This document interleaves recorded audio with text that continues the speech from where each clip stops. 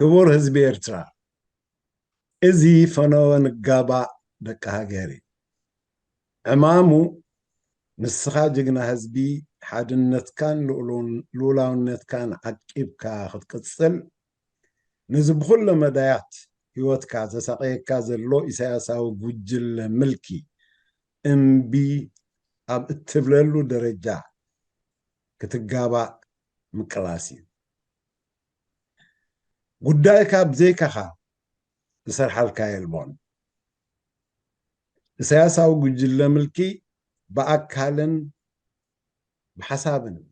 يصنتكالو إذا بجغننت تقاليسكا نولدوتات زدكونكا يا هاجركا نسخا انت زي الليخا مانم زسافر الله مريت راح كتكون التخيل تزطلب كم حزبي تقاديلكا تقابيكا شجرات كان مفتحيتاتون بنصور على ليخا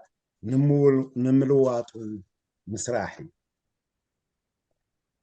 من تزي نقابا كابتوم كاندي هقدف نمبراسكا زسرحلهم أعنوتي سنترجات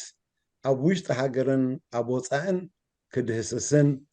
كزخاخرني لزخونة نايلومي رأس وقعنا مرققات كتسالنت حزبي إرترا زبلي خون قاشانا قديم تقادالاي هابت قرقي سابرها ويكا بتمقالستو زفلت وقتصل سمو آخا عاي إيو كبرات تساتفتن سماعتن انقع بدحان مصاكم آخا عاي أب بركت زبلونا قالسي مدرخات تلالي خايخا يخون انبر بحصر زبالي كتلاليو ويكتلاليو التدلي انتلو نقدم معها عدل كبكا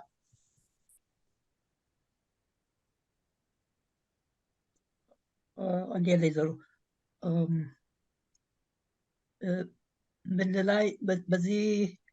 مدام جهاز زارب ديها ولا ناي نفسي من لاي لو نقدم نفس خاخة اللالي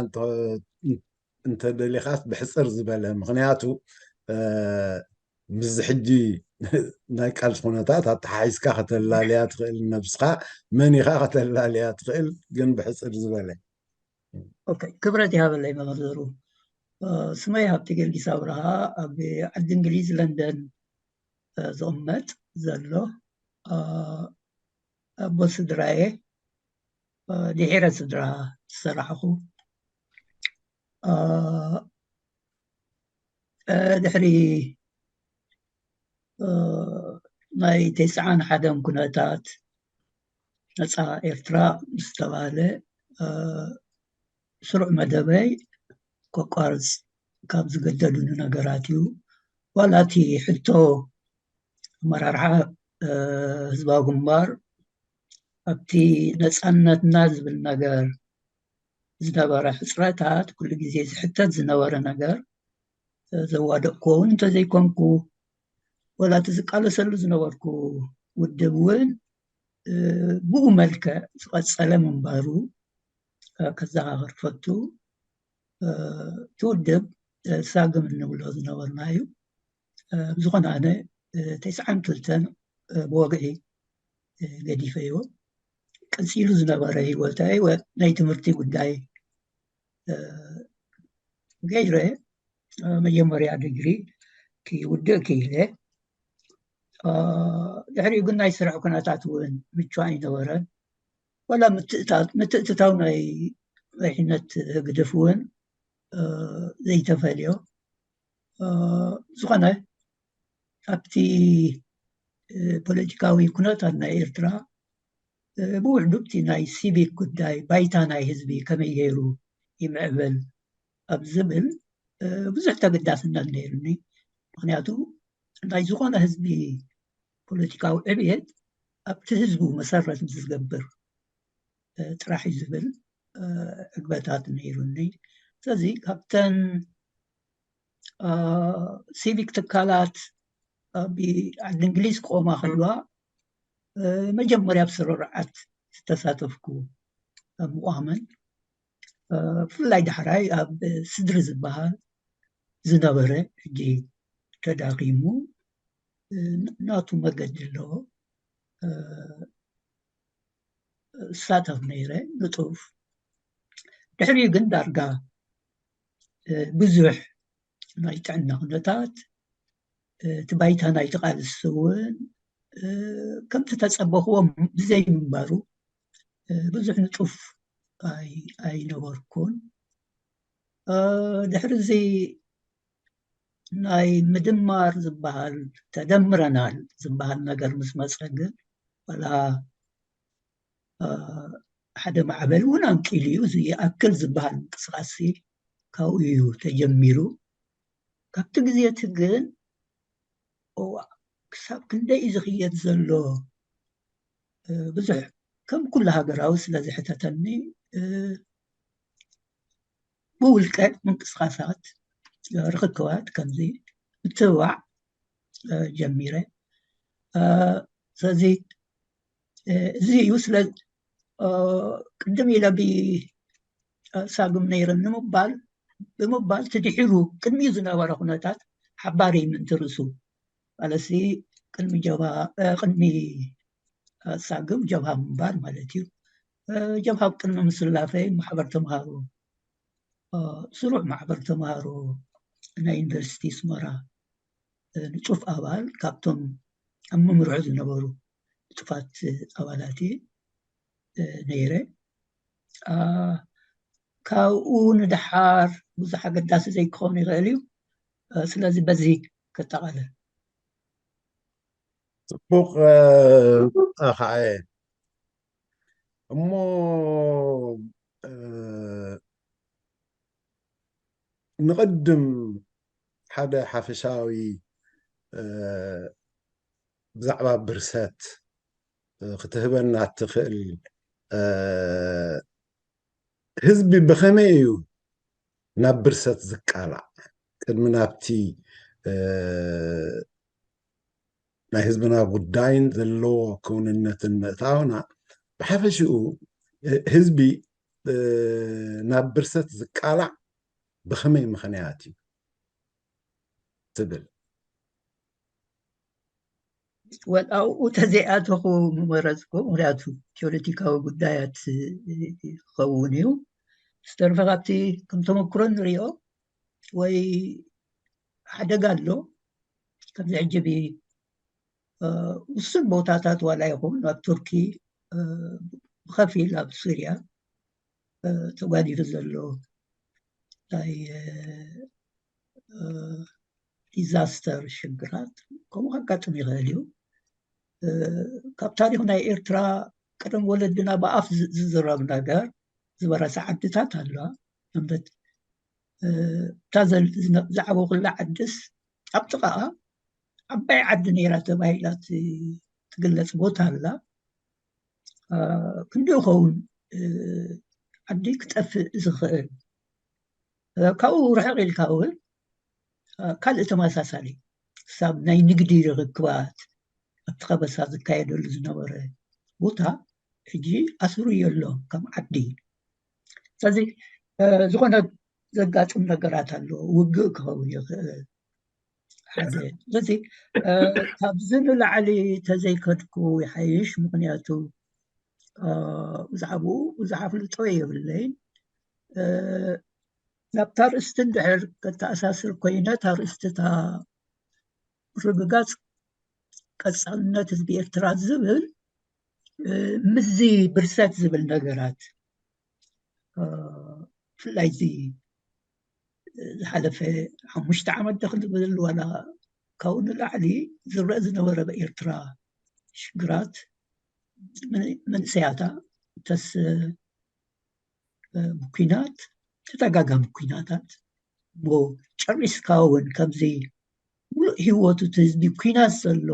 ክመስል መንእሰያታ ኣብ በረኻታት ብቴንዳታት ምንባሮም እንሰምዖ ካብኡ ተጋላጊሎም ብክንደይ ሽግር እታ ፀረ ህዝቢ ኤርትራ ስርዓት እንዳተኮሰትሎም እውን ገለ ዝሃድም ገለ ዝወፅእ ኮይኑ ኣብቲ ናይ ስደት ጉዕዞኦም ብዙሕ ሽግራት ኣብ ምድረ በዳታት እዩ ወላ ኣብቲ ዝኣትዎ ከተማታት ኣብ ናይ ጎረቤት ሃገራት ከተማታት ጉዕዞ ምድረ በዳ ባሕርታት ውቅያኖሳት ብዙሕ ሽግራት ብፍላይ ናይ ላምበዱዛ እንዳተባሃለ ዝጥቀስ ሒደት ዘይኮነ ኤርትራዊ መንእሰይ ዝጠፍኣሉ እዚ ምስቲ ብርሰት ንምትእሳሩ ኣይኮነን ግን ግደ ኣለዎ እንታይ እዩ ንምንታይ እዩ ካብ ዓዱ ከምዚ ሽግራት ዝሓልፍ ዘሎ ህዝቢ እዚ ድሕሪ ብረታዊ ቃልስናስ ነፃነት ተበፂሑ ምስተባሃለ ሰላም ዘናድ ህዝቢ እንተነይሩስ እቲ ኤርትራዊ ክኸውን ነይሩ ጎረባብትና ክንርኢ ከለና ሱዳን ኢትዮጵያ ጅቡቲ የመን እንታይ እተን ኩናት ተኸፈተለን ካብአን ንላዕሊ እዩ ናይ ሰላም ሂወት ዘድልዮ ነይሩ ሕጂ እውን ከምኡ ግን ምሕልፎ ብሰንኪ እቲ ካብ ኤርትራ ዝነቅል ዝነበረ ሽግራት እቲ ኩናታት ይፍጠር ነይሩ ሳብ ሕጂ እውን ኣብ ከምኡ ኣሎ ወላ ሰዓታት እዚ እዩ ስልኪ ጀሚሩ ኣሎ ድውል ተቢልካ ይገፍሎ በዝባ ከም ዝኾነ እንታይ ናይ ኩናት ሃዋህው ኢኻ ትሰምዕ ስለምንታይ ምስኡ ተኣሳሲሩ እውን ትሳዕቤን እንታይ ይኸውን ኣሎ ህዝቢ ይጎድል ኣሎ ሂወቱ ብምጥፋእ ወይ ካብ ዓዱ ብምርሓቕ መነባብርኡ እውን ክገብር ዘይምኽኣል እታ ዓዲ እውን ኣብ ክንዲ ናይ ሰብ መነባብሮ ትሽከም ክትከውን ክጥቀመላ ዘለዎ ሃገሩ ክትከውን ብዙሕ ምክንያታት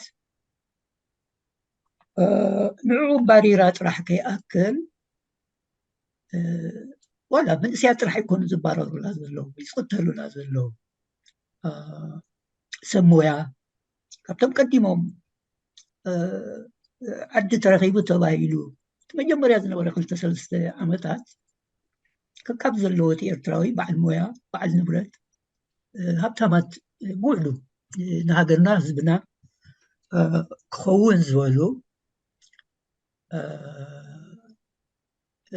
ቅልቅል ኢሎም ማታ ሃገር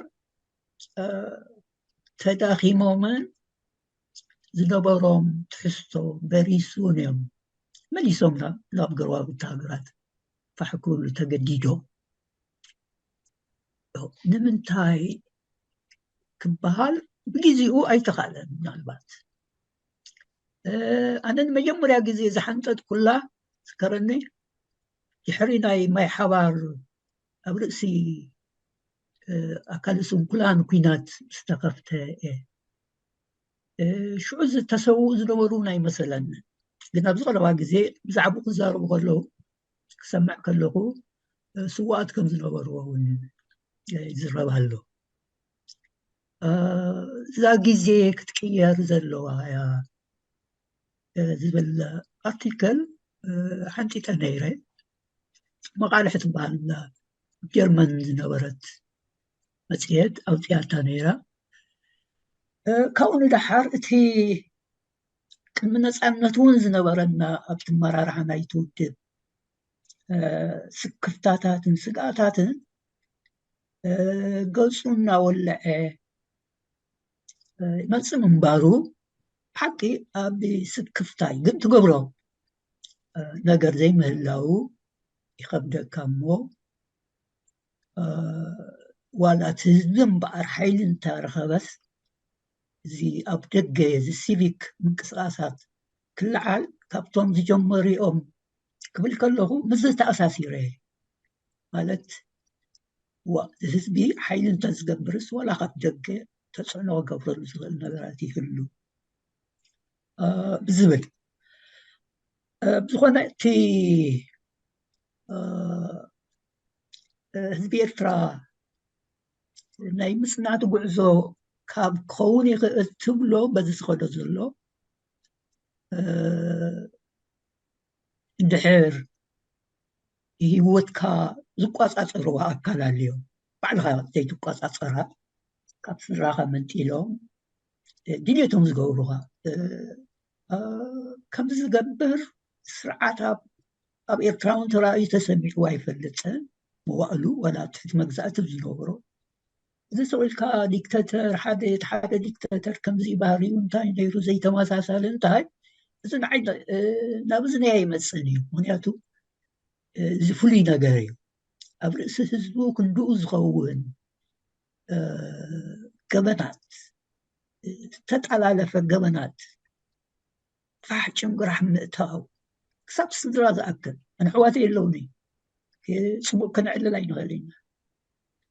ንዕድል ድሒሮም ተቃለሱ እዮም ኣብቲ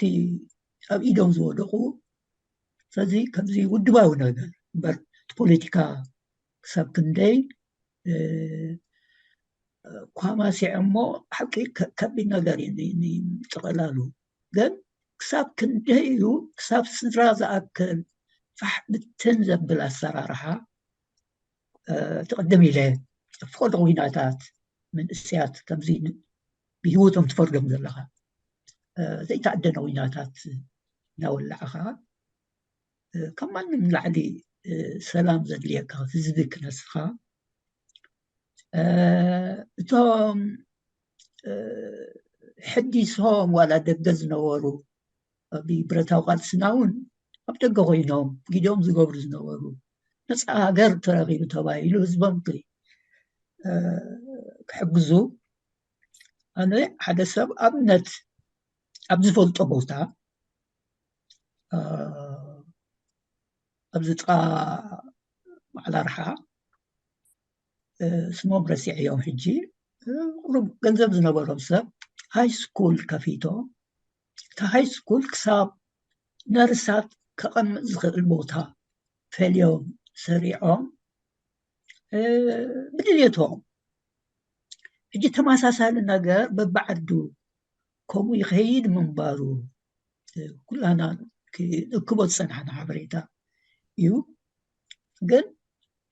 عمد كلتا عمد كي سنحو دقيمهم نفسدتهم كأتو زقبر عقباب سرعات اتي من نبابو رزبها نعملت كلت كان جنزب كان أقميت كات راح ديكونس ولتنا يحر الشاب وتاتات كم زي سرح تحرس بهاللومي درجة صوصواي أبي إرترا في الشاي البو من كحرسوقه على سي أتي فلاي كبت ولا وتوزد ليهم زراتي كم طاف مشلا فتافسي تحري حرستاي تبعي الكاس 4 جزيك تحرسها لك أغنيك كتزر أم خالك قرفي أيمي روحي وهلا زبان نجار 4 جزيك كتمل لسات لك تحريقون نايس هادي بزح لومي مشمع بأرت جزيتي عشان تقنطال كأنه لعلي زترف زنبرة ما زتوز زنبرة حرشاتات قراهو لومي مشمع ترخي وانتا يخد سمع همزي مسعقها تسمع أمبر أميرم مالت مهرتي حفيصهم نوبال زغل أيكونه معاشو حبريتا هي بوكالو خاي أبقنا حيلا إيو تساريح نيرت بيت تمرتي توم سب أيكا حلقة قلي حلقة ولد هايمانوت قشي سقار يمزبهالو يا حدا أبنتي يعني اللي معشو حجي نحر الشابوتا كنت بادم حرشاك بهال كلونسي ዝናህና ልሙድ ሕርሻ ጥራሕ ደይኮነ ኣብ ገማግም ባሕሪ ዝነብር ህዝብና ካብታ ሓሳውን ብመጠኑ ይጥቀም ምንባሩ እቲ ገማግም ባሕሪ ዝነበረ ቦታታት እውን ጀራዲን ይሰርዓሉ ምንባሩ እዚ ሎሚ ናብ ናይ ወፃኢ ወተሃደራዊ መደበራት እናተለወጠ ሓስማ ይኽእሉ ዓሰኦም ክገፉም ኣይክእሉ ፀጥተኦም እውን ኣብ ሓደጋ ብካልእ ደረጃ ክትሪኦ ከለኻ እቲ ባሕሪ ምንትርእሱ ወደባትና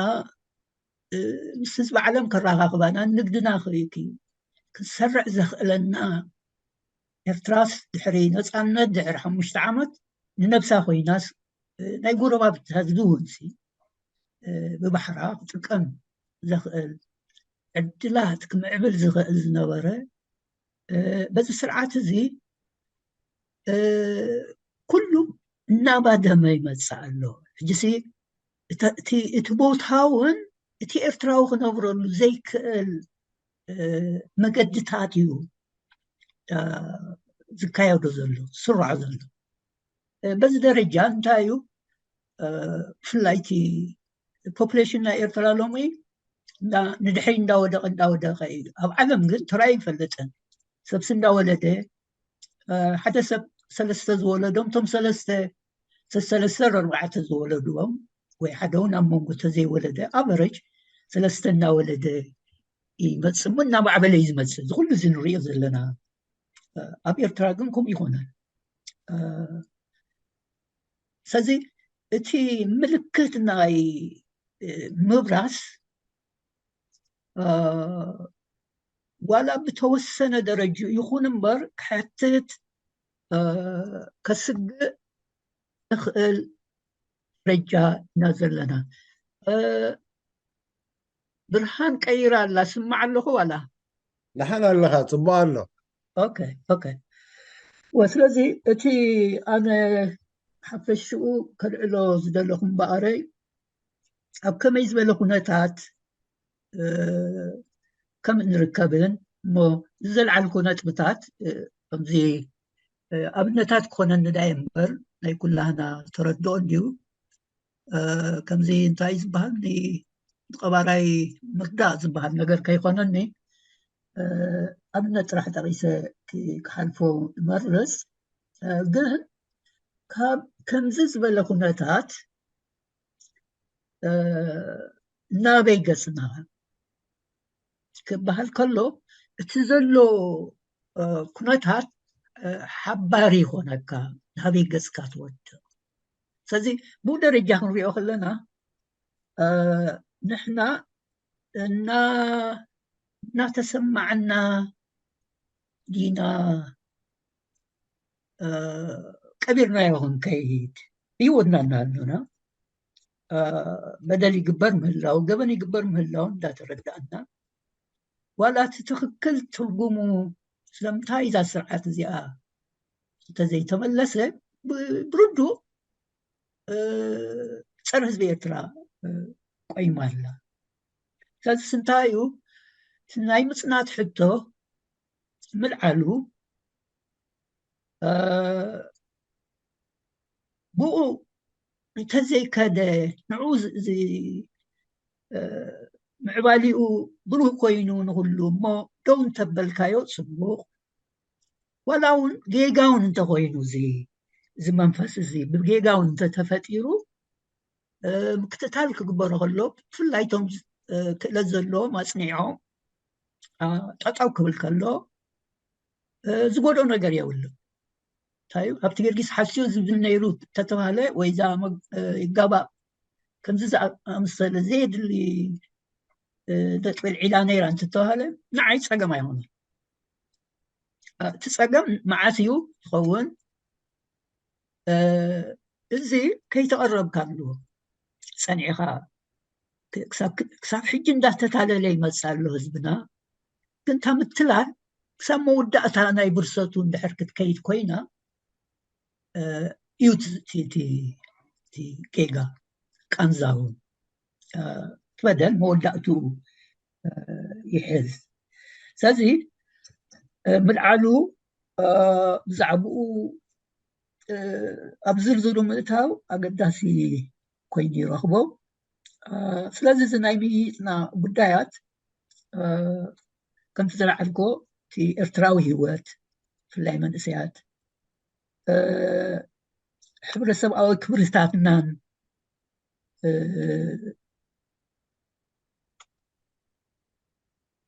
سبعاوي مسلاتنا زتقلل ነገራትውን ምርኣይ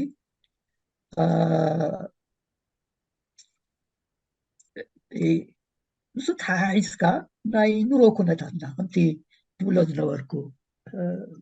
ክትመሃር ባህግታት ገይሮም ገለ ወለዲ ዕንቀፉ ከለዉ እቲ ትምህርቲ ክገድል ከሎ ትምህርቲ ክሳብ ክንደይ ጎዲሉ ኣብዚ ሃገር እዚኣ ከዓ ርኢናዮ ኣለና ኩላና ስለዚ ናብ ምድንቋሩ دمرح فز كم كتير دلها يخوب كي كايو مسارح كتجبره تحسي كابكينات وساقكو كلنا نجينا نسمعهم بو زي كاتو زي دلخو ثمن سيات كابكينات ونساقو خنخلوس جراد دين الحرشاتاتنا قال جنرال دو كورنيل دو نداتو بهله بارايو غيرهم مهزبي ني ترقم نخترخبو اللوزي زي خربت فزي زنات بتاعتزي كم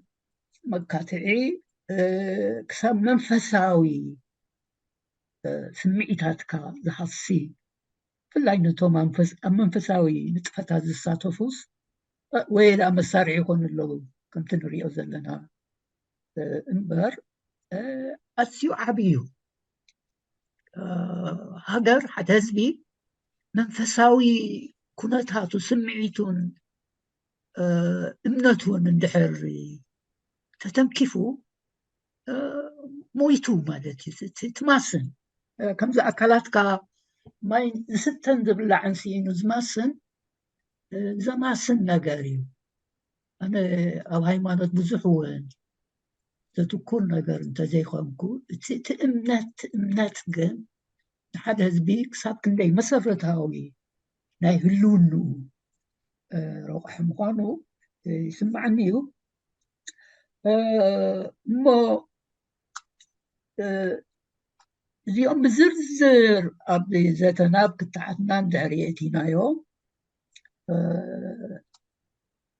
ما زي مردعتها زي نابي كي برنا يخل مرعلو أزيو أقداسيو كم تسوى الكلمة تايو كما تسنزق الحدا قاتات وابسكم صعبوا متها حلفنا تكتوسط اليو كل عام إحنا أنت زي الناسي من العلو تسوى قبر ብዙሓት ኣብዚ ተቃውሞ ዝሳተፉ ምሁራት ኣለዉ እቶም ምሁራት ክንብል ከለና ነብስና ነፃ ኣውፂና ኢና እቶም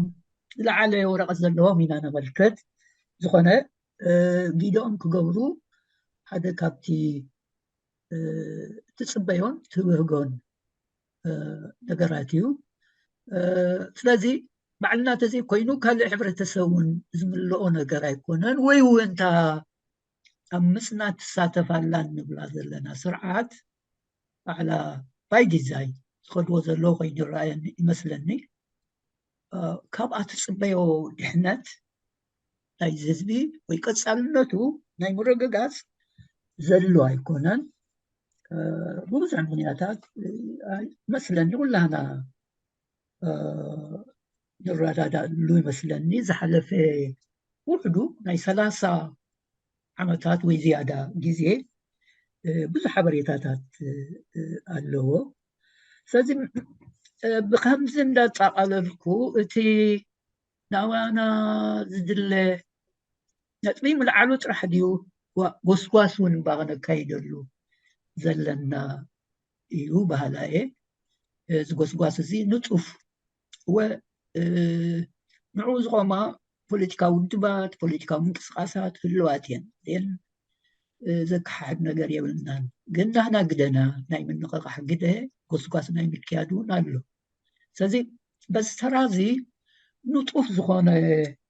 ግደ ንምውሳድ ግዚኡ ዝጠልቦ ዘሎ ከምዚ ታሪካዊ ግድነት ዝበሃል ነገር ግዚኡ ዝጠልቦ ዘሎ ኮይኑ ይስማዓኒ ስለዚ ብኡ መሰረት እቲ ብፍላይ መንእሰያትና ዝናሃረ ጊድኦም ወላ ካብዛ ወፃኢ ጥራሕ ንሃገር ዝሕግዝ ኣብ ወፃኢ ዘለናዮ እውን ብመሰረቱ እቲ ናይ ስደት መሰልናን ፀጥታናን ሰላምናን ከመይ ኢሉ ከም ዝኽበር ንድሕሪት ዘይበሃሉ ቃልሲ ካየድ ከም ዝኽእል ክዓቢ ከሎ ሳብ ኣህጉራዊ መጋባእያታት ሃገርካ ክትወክል ህዝብኻ ካብዚ ንሰግኦ ዘለና ሽግራት ክድሕን ብዙሕ ክግበር ዝኽእል ነገራት ምህላው ንረዳድኣሉ ንኽእል ይመስለኒ ስለዚ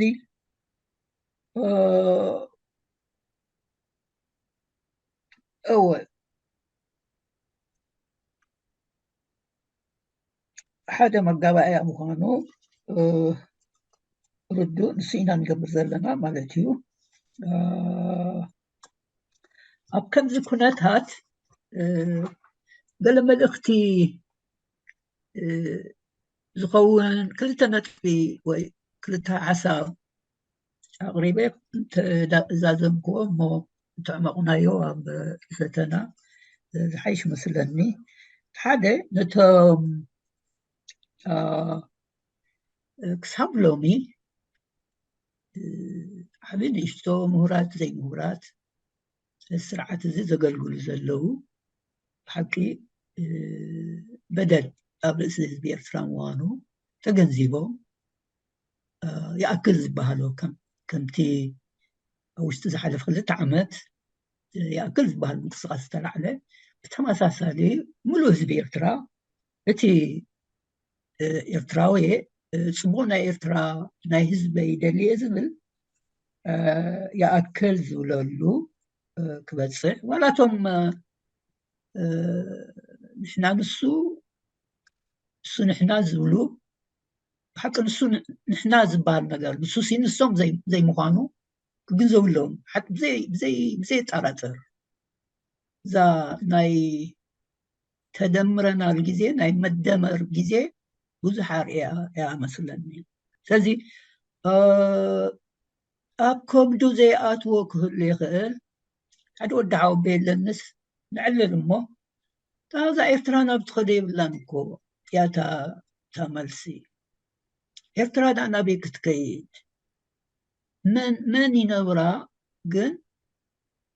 ንርእሴኻ እውን ናብ ስደት ወዲድካ ንባሃሃል ሓደ ስለዚ እንታይ እዩ እቲ ዝምዕብል ዘሎ ከምዚ ስቕልካ ከምዚ ንጉሳዊ ቤተሰብ ኣብ ስዑድ ኣሎ ትካልእ ህዝቢ ክሳብ ዳቦ ዝረኸበ ስቑኢሉ ካብ ውሉ እናወለዶ ወዲ ንጉስ ወዲ ንጉስ ክኸይድ ዝትምነዩ ተመሳሳሊ ነገር ኣብ ኤርትራ ዘይወዲ ዓዳ ይንፋክት በቲ ዝኸዶ ዘሎ ደረጃስ ድሕር ትወዲ ዓዲ ባይታ ክገብር ኣትሊስት ሓደ ኤርትራዊ ኣካል ከምቲ ብሓፈሹ ዝበሃል ኤሊት ዝኾነ ክፍሊ ኤርትራዊ ሙነት ህዝቡ እውን ብመጠኑ ምክንያቱስ ኤርትራስ ንባዕላ እኽልቲ ስለ ዝኾነት ባዕላ ነፍሲ ወከፉ ተደሪሩ ክሓድረላ ዝኽእል ዕድላት ሰላሙን ፀጥኡን ዘይዝረግ ወይ ዝተንኮል እዚ ብርእሲኡ ኣሎ እንብሎ ዝምለስ ፀገም ዘይምዃኑ እሞ ንዓ ዝመስል ሃገራዊ ስልጣን ዝሰርሓሉ መገዲ ንሶም እዞም ንሕና ንሱ ንሕና ዝብሉ ክርድእዎ ዘለዎም ግዜ ኮይኑ ይስማዓኒ ይርድእዎ ዶ እናቶም እዩ ግን ግዜኡ እዩ كساب حجس كاب حجي ندحرقن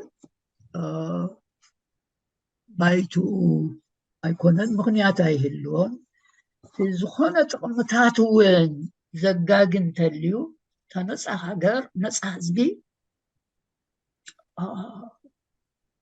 بعلو بناتو نصحنت بناتو مسل هجراو مسلو كنبر الله زخل كابتلهم زتقاملو زلو زمسلهم من العلي كتقامو خنزخلو جيب باريعك يا صبون يركع ملكت يوهني باتري لو إله سلازي اوكي يا سوري وسلازي كساب لومي أب دقف زلو ما تخكر زقور زلو زمسلو لبي خقورو صوعت على زدلي مثلني حنت ملؤتي زيايا كلاي ملؤتي نتي أبقى السدرو تسريع زلو زي ناي تقاومو ناي لوتي أكلات النبلو قود واتو زجمير كاسب كم زي حنا نسات بزلو زلنا مقاوائتات يخون والكسبات ون تايو حدا نقرت زي سريع خايا صويلو بعد الصراحة يكونان لازم حجي منغو من سياتن ولا ناي أبزي بوتا ناي تقاومو من تغنى منغو من سياتن قديما فللي زلوت فللي حدا قزي أنا أبزم ناي من سيات نيتورك تاسفلكا تستوهل نتاعتي خا حدا قزي تسحر حدا قزي تقحر كبيت قحر بزح دي لها قيبة زي رخبة مخانو تي قلالسا قنزب يمو ብሩሁን ይመስል ኣብዚ ግዜ እዚ ምናልባት ኣብዚ ስፍተን ዝነበረ ናይ ሓቢርካ ምቅላስ ዝወፅእ ዘረባታት ሓደ ካብቲ ውልቃዊ ኤጎ ገለገለ ዝበሃል ነገራት ሰምዐ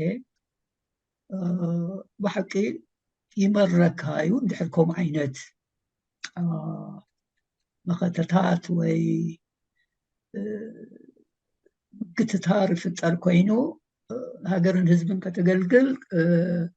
ከቢድ ስለ ዝኾነ ብዙሕ ፃዕሪ ገብራ ተን ዝምልከተን ኣካላት ንሕና እውን ናይ ጎስጓስ መገድና ክነካይድ ካብ ክሕልፎ ዝደሊ መልእኽቲ እዩ እቲ መገድና ዝኸይድ ጎስጓስ والبحفشو انتاي نقعت نمعباي زبال نقدر قل زي قال عالم از جزيه زي حزبنا ولا قدم قرو نتفتنو كابت حسهم تمكرو زترايو نقحت الله يا اغلو كقالو سو زخل نقدر الله بايت الله قل تفكر كم يغيرو بتكبر تقملو يخل እቲ እነቃቅሕ ዝብል ኣካል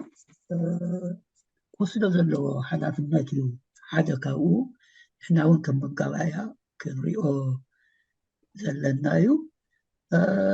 ስለዚ ንምትእስሳሩ ጥራሕ እዩ ፋሕ እውን ይብል ይህሉ ኸውን ግን ኣብ ሚጣት ኣብ ናእትወሉ ኣብ ልዝብ ኣብ ናእትወሉ እቲ ቁፅርና እውን ንዑ ፅቡቅ ሓጋዝ ዘሎ እንዳሃነፅናዮ እንተኸድና ዝሓሸ መስለኒ እንድሕር ኣገዳሲ ኮይኑ ንወስዶ ኩላህና ዝተረፈ ግድና ኣይኮነን ከም ውህብ ክወስዶ ዘለኒ ኣይኮነን የቀኒየለይ ዘርኡ የቀኒየለይ ተሳተፍቲ በዚ كدمدم قرم خايه حنت حتى كائنا ب تساتفت قدمي متعاوي بصراحة أنت حنتي أقداسيت نتبس الزغوناتي حزبنا ناس حساب ناس الرأي كيهلو ملؤ بملؤ عفنون يتفلقنا الله زي سرعات زخاف زبجلة زخاف زمتص حجي نزمتصون كاوز اللقاق زي مثل أجواب كايدو ስለዝኾነ እዚ ዓብዪ ግናዕ ካብቲ ንምብራስ ህዝብና ዝወስዱ ስጉምትታት ዶ ኣይኮነን ወይ ከዓ ከምኡ ጌርካ ዶ ትርድኦ እታ ምጭፍላቕ ኣብ ትምህርቲ ጥራሕ ዲኻ ኖ ሰብ ክጭፍልቕ እንከሎ ሓሳብ ዝጭፍልቕ ዘሎ ኖ ናፃ ሓሳብ ናፃ ኣረኣእያ ናይ ዜጋታት ይጭፍልቕ ወትዝክር እንተኮይንካ ክልተ ግዜ ነፃ ሰብ ነፃ ህዝብን ሃገርን ዝብል ኣርእስቲ ልዒልና ነርና እታ መጀመርያ ተዘርጊሓ ነይራ እታ ካልኣይቲ ኣይተዘርግሐትን ብጣዕሚ ዘገደሰኒ ነገር ነይሩ ዋላ ክቅፅልቲ መደብቲ እንታይ እዩ ሓደ ህዝቢ ነፃ እንተዘይኮይኑ ካብ ሰብ ክጅምር ሓደ ሰብ ነፍሱ ነፃ እንተዘይገይሩዋ እንታይ እዩ ናይ ካልእ ተፅዕኖ ዝኾነ ይኹን ጥቕምታት ድዩ ፅልዋ ድዩ እንታይ ነፍሱ ነፃ ገይሩ ብዝመሰሎን ብዝደለዮን ብዕግበታቱ ብምርጫታቱን ክኸይድ ከሎ ሓደ ካብቲ ኣገዳሲ ነገር ሓደ ህዝቢ እውን ልክዕ ውልቀ ሰብ ሙሉእ ህዝቢ ህይወቱ ክመርሕ ዘኽእሎ ባእታ እዩ ሓቂ እንድሕር እዚ ኩሉ ጉዕዞኻ ዋላ ስምዒትካ ድዩ ናበይ ትኸይድ ወ ድሕር ካልኦት ይቋፃፀርዎ ከምዚ መሪሕነት ግድፍ ትገብሮ ከም እንስሳ ገዝኡ ከይዳ ውላድ ቆልዓ እውን ጠሊፋ ትኸይድ ኣብ ከምዚ ስግኣት ዘሎ ህዝቢ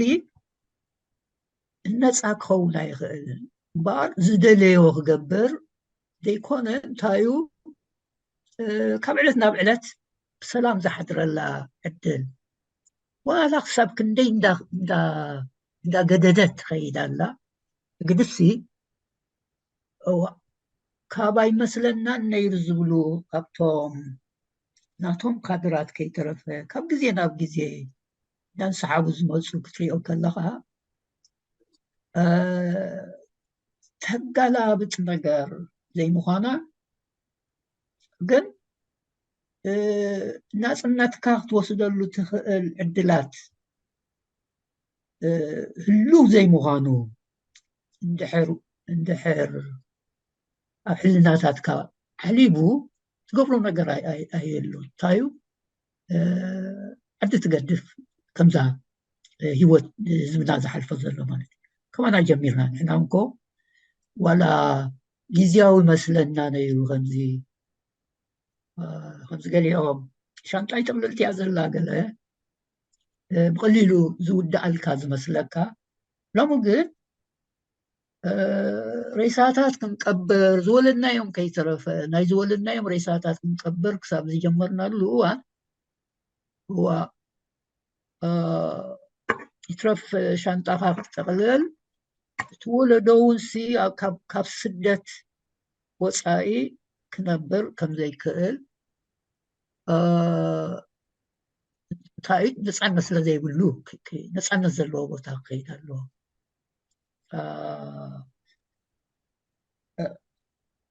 ብካልእ ደረጃ ክትሪኦ ከለኻ እንድሕር ምግዓት ጥራሕ እንተዝኸውን ገዲፍካዮስ ትግዕዝ ኤርትራዊ ኣበይ ግዒዙ ሓድሽ ሂወት ክፈጥር ከቢድ እዩ ንበል ካብዚ ኣይናይ ጊዜዮም ግዒዞም ዞም ካብ ኤውሮጳ ዝገዓዙ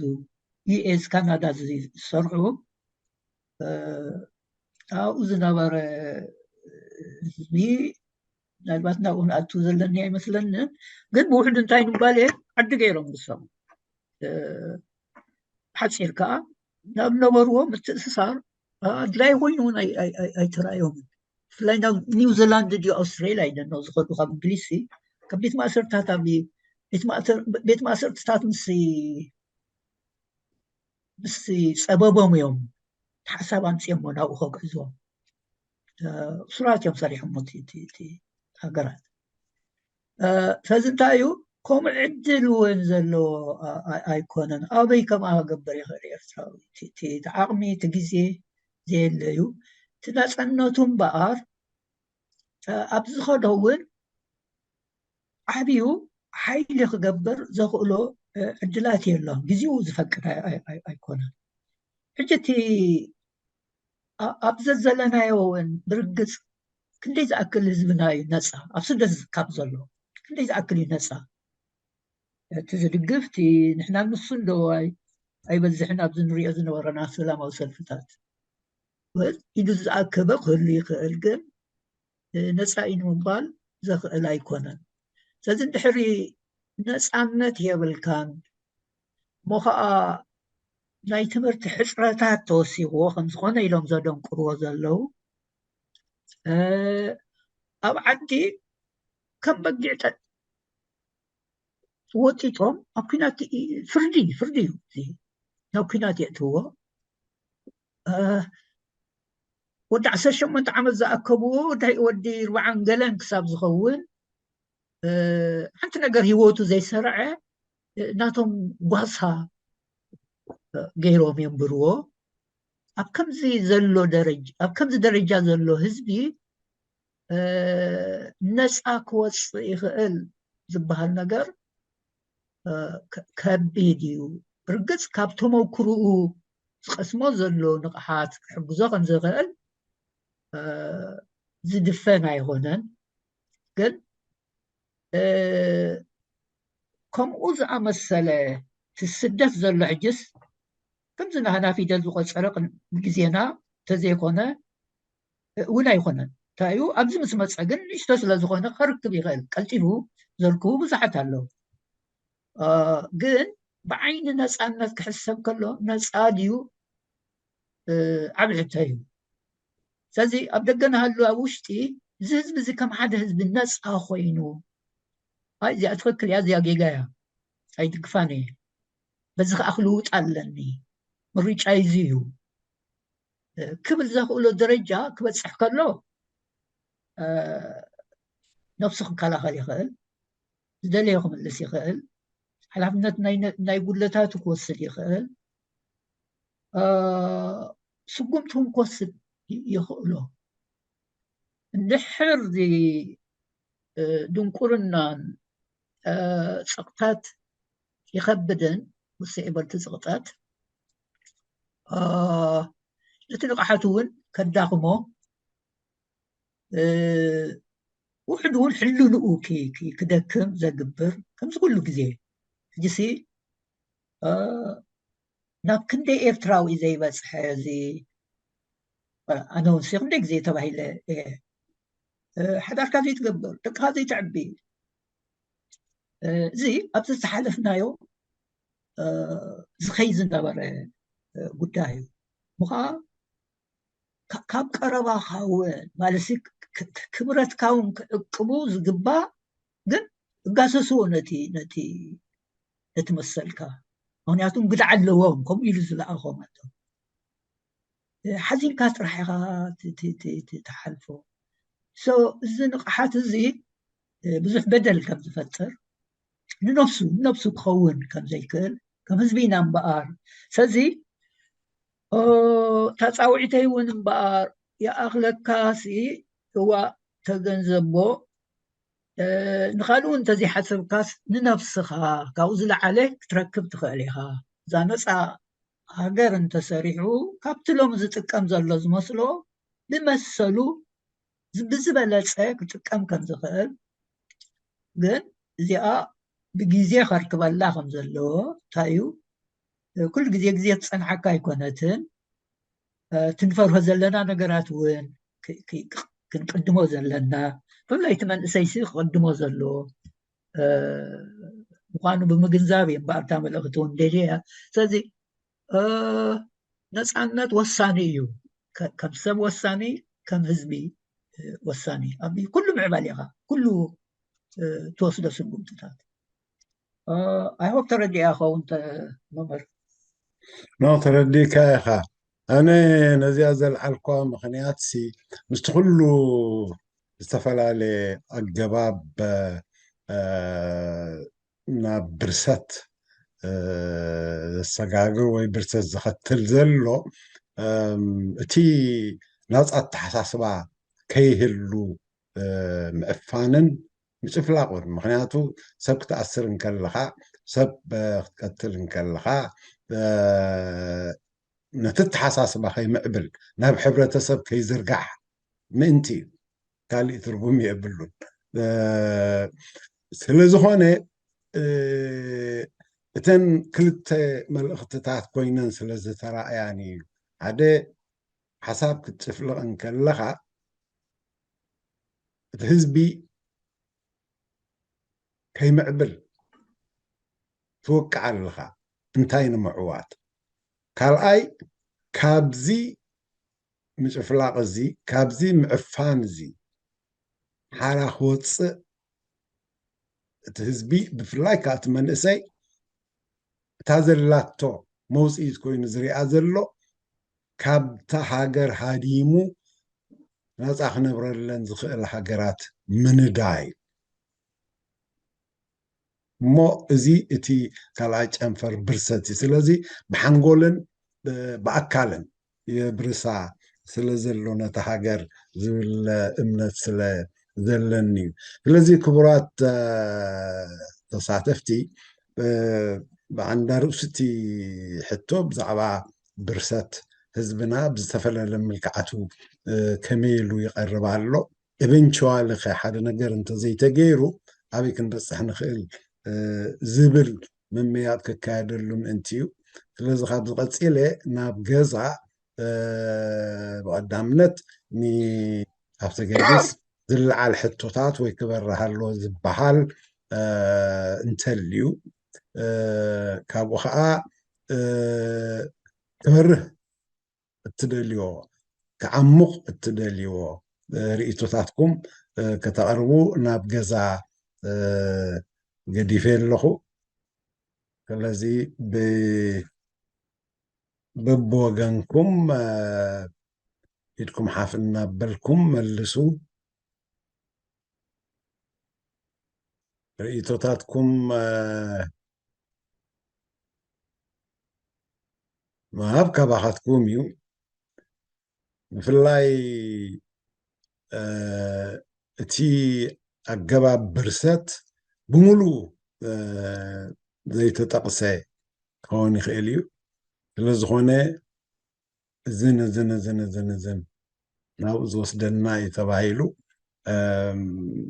ክጥቀስ ይከኣል ክንዘራረበሉ ንኽእል ማለት እሞ ከዓይ ናባኻ እስኪ ክምለስ እቲ ብርሰት ወላ እውን ኣብቲ ዝስደድ ዘሎ ህዝቢ ጥራሕ ዘይኮነ ኣብቲ ተሰዲዱ ዝበፅሓሉ ዘሎ ሃገራት እውን እንተኾነ ከምቲ ዝተፀበዮ ከምቲ ዝበልካዮ ኣብ ትምህርቲ ሓርኮትኮት ክብል ኣብ ስራሕ ሓርኮትኮት ክብል ዝረአ መንእሰይ ብዙሕ እዩ ብኣንፃሩ ከዓ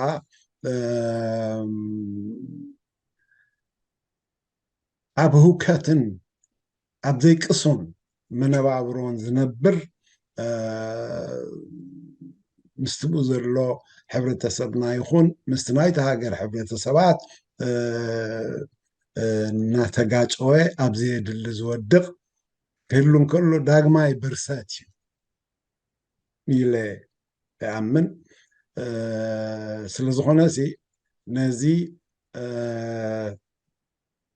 ብኸመይ ከተቕርቦ ትኽእል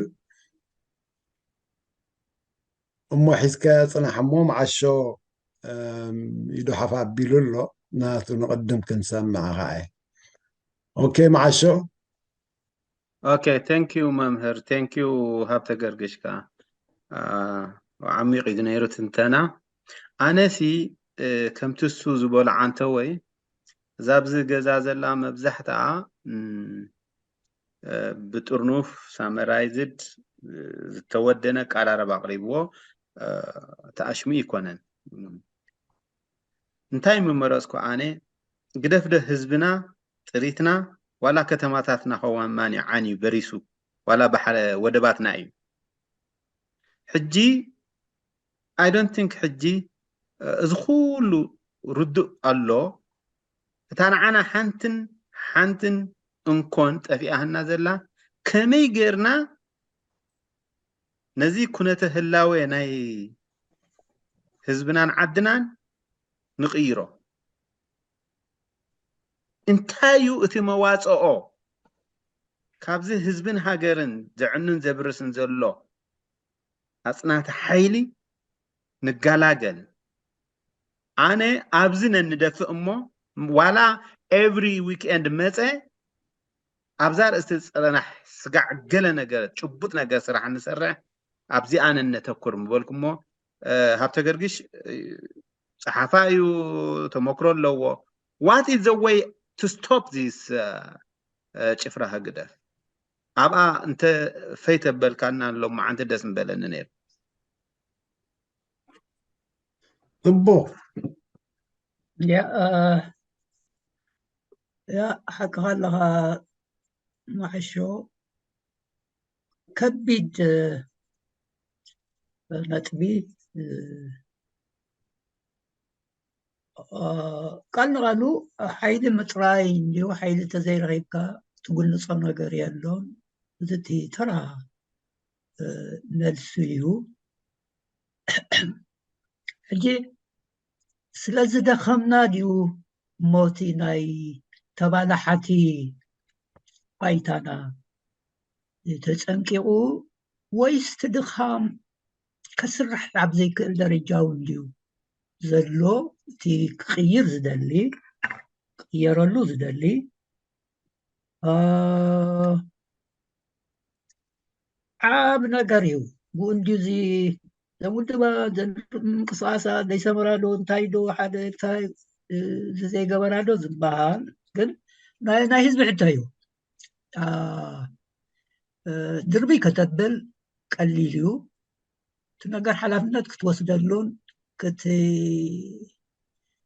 جدا ክትገብረሉን ግን ቀሊል ኣይኮነን ብኡ ደረጃ ብቐጻሊ ብዕምቀት ንርአዮ ክትብል ከለኻ ብሓቂ ሎሚ መእተዊ ኮይኑ ንቕፅለሉ ዕድላት ምርኣይ ኣገዳሲ ይመስለኒ እጂ እቲ መምህር ዳግማይ ብርሰት ዝበሎ ግን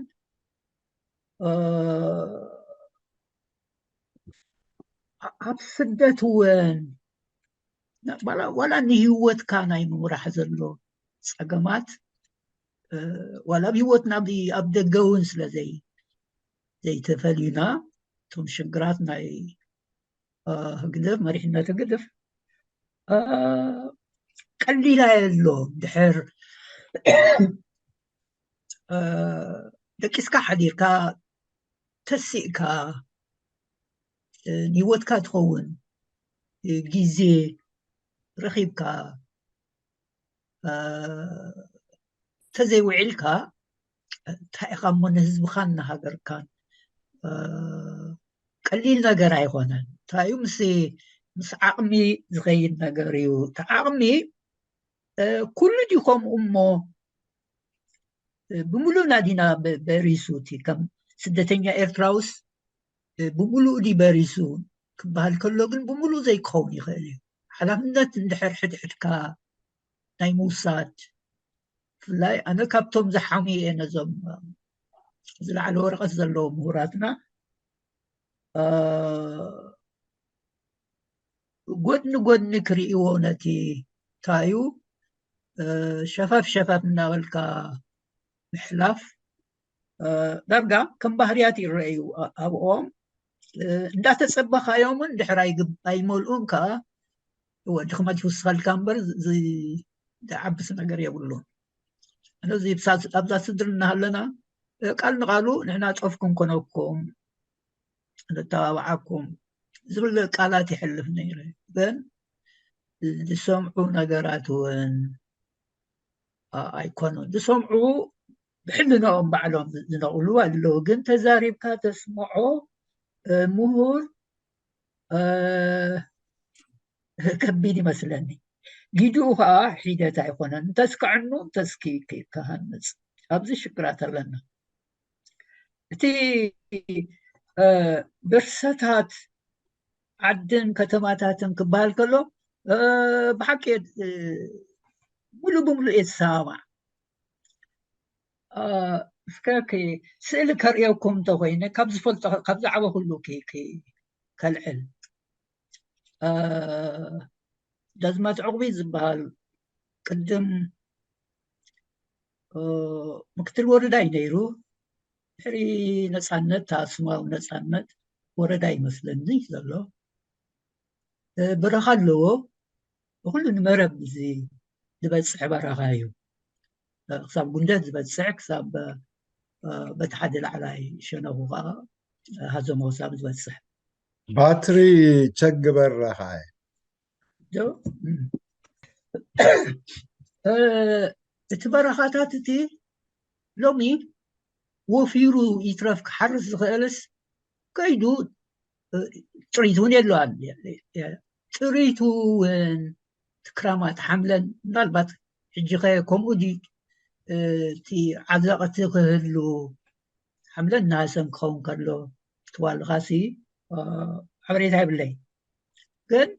كيدو تبرخات تقامل يتراف نحرشاسي كبتخا أبقى كل تورح جيران حاوين كمساون تتقاملو زخ الكناتات يلا نسو تريفو ما كلاي بوت هالو دي غواغوا بال كم سم I don't know كلكم يباليو نسوني قاديرو كاو حليفو توال خايو زي مشمع مصيلا انت مشمع مصيلا زبهالون تاشمتات حجتي تناي اوتوتو هاوبي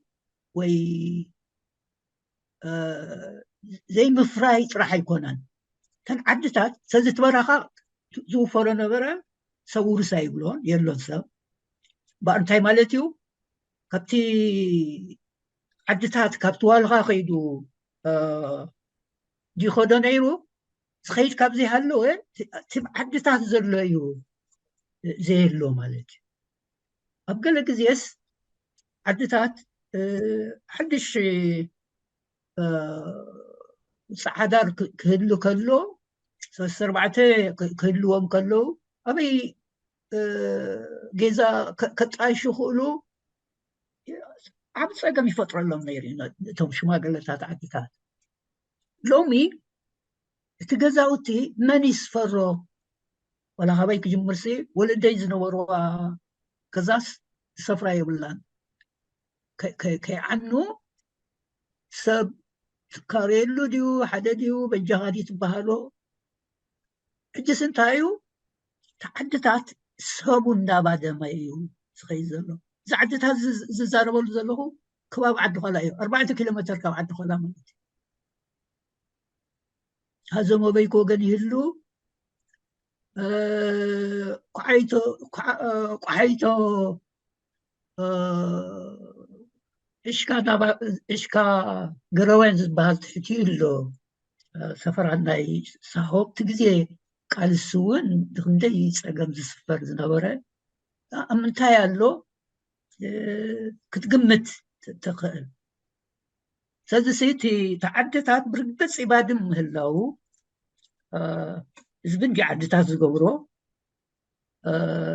ختماتات وين يقولون حنت سئلر ينيرن تايو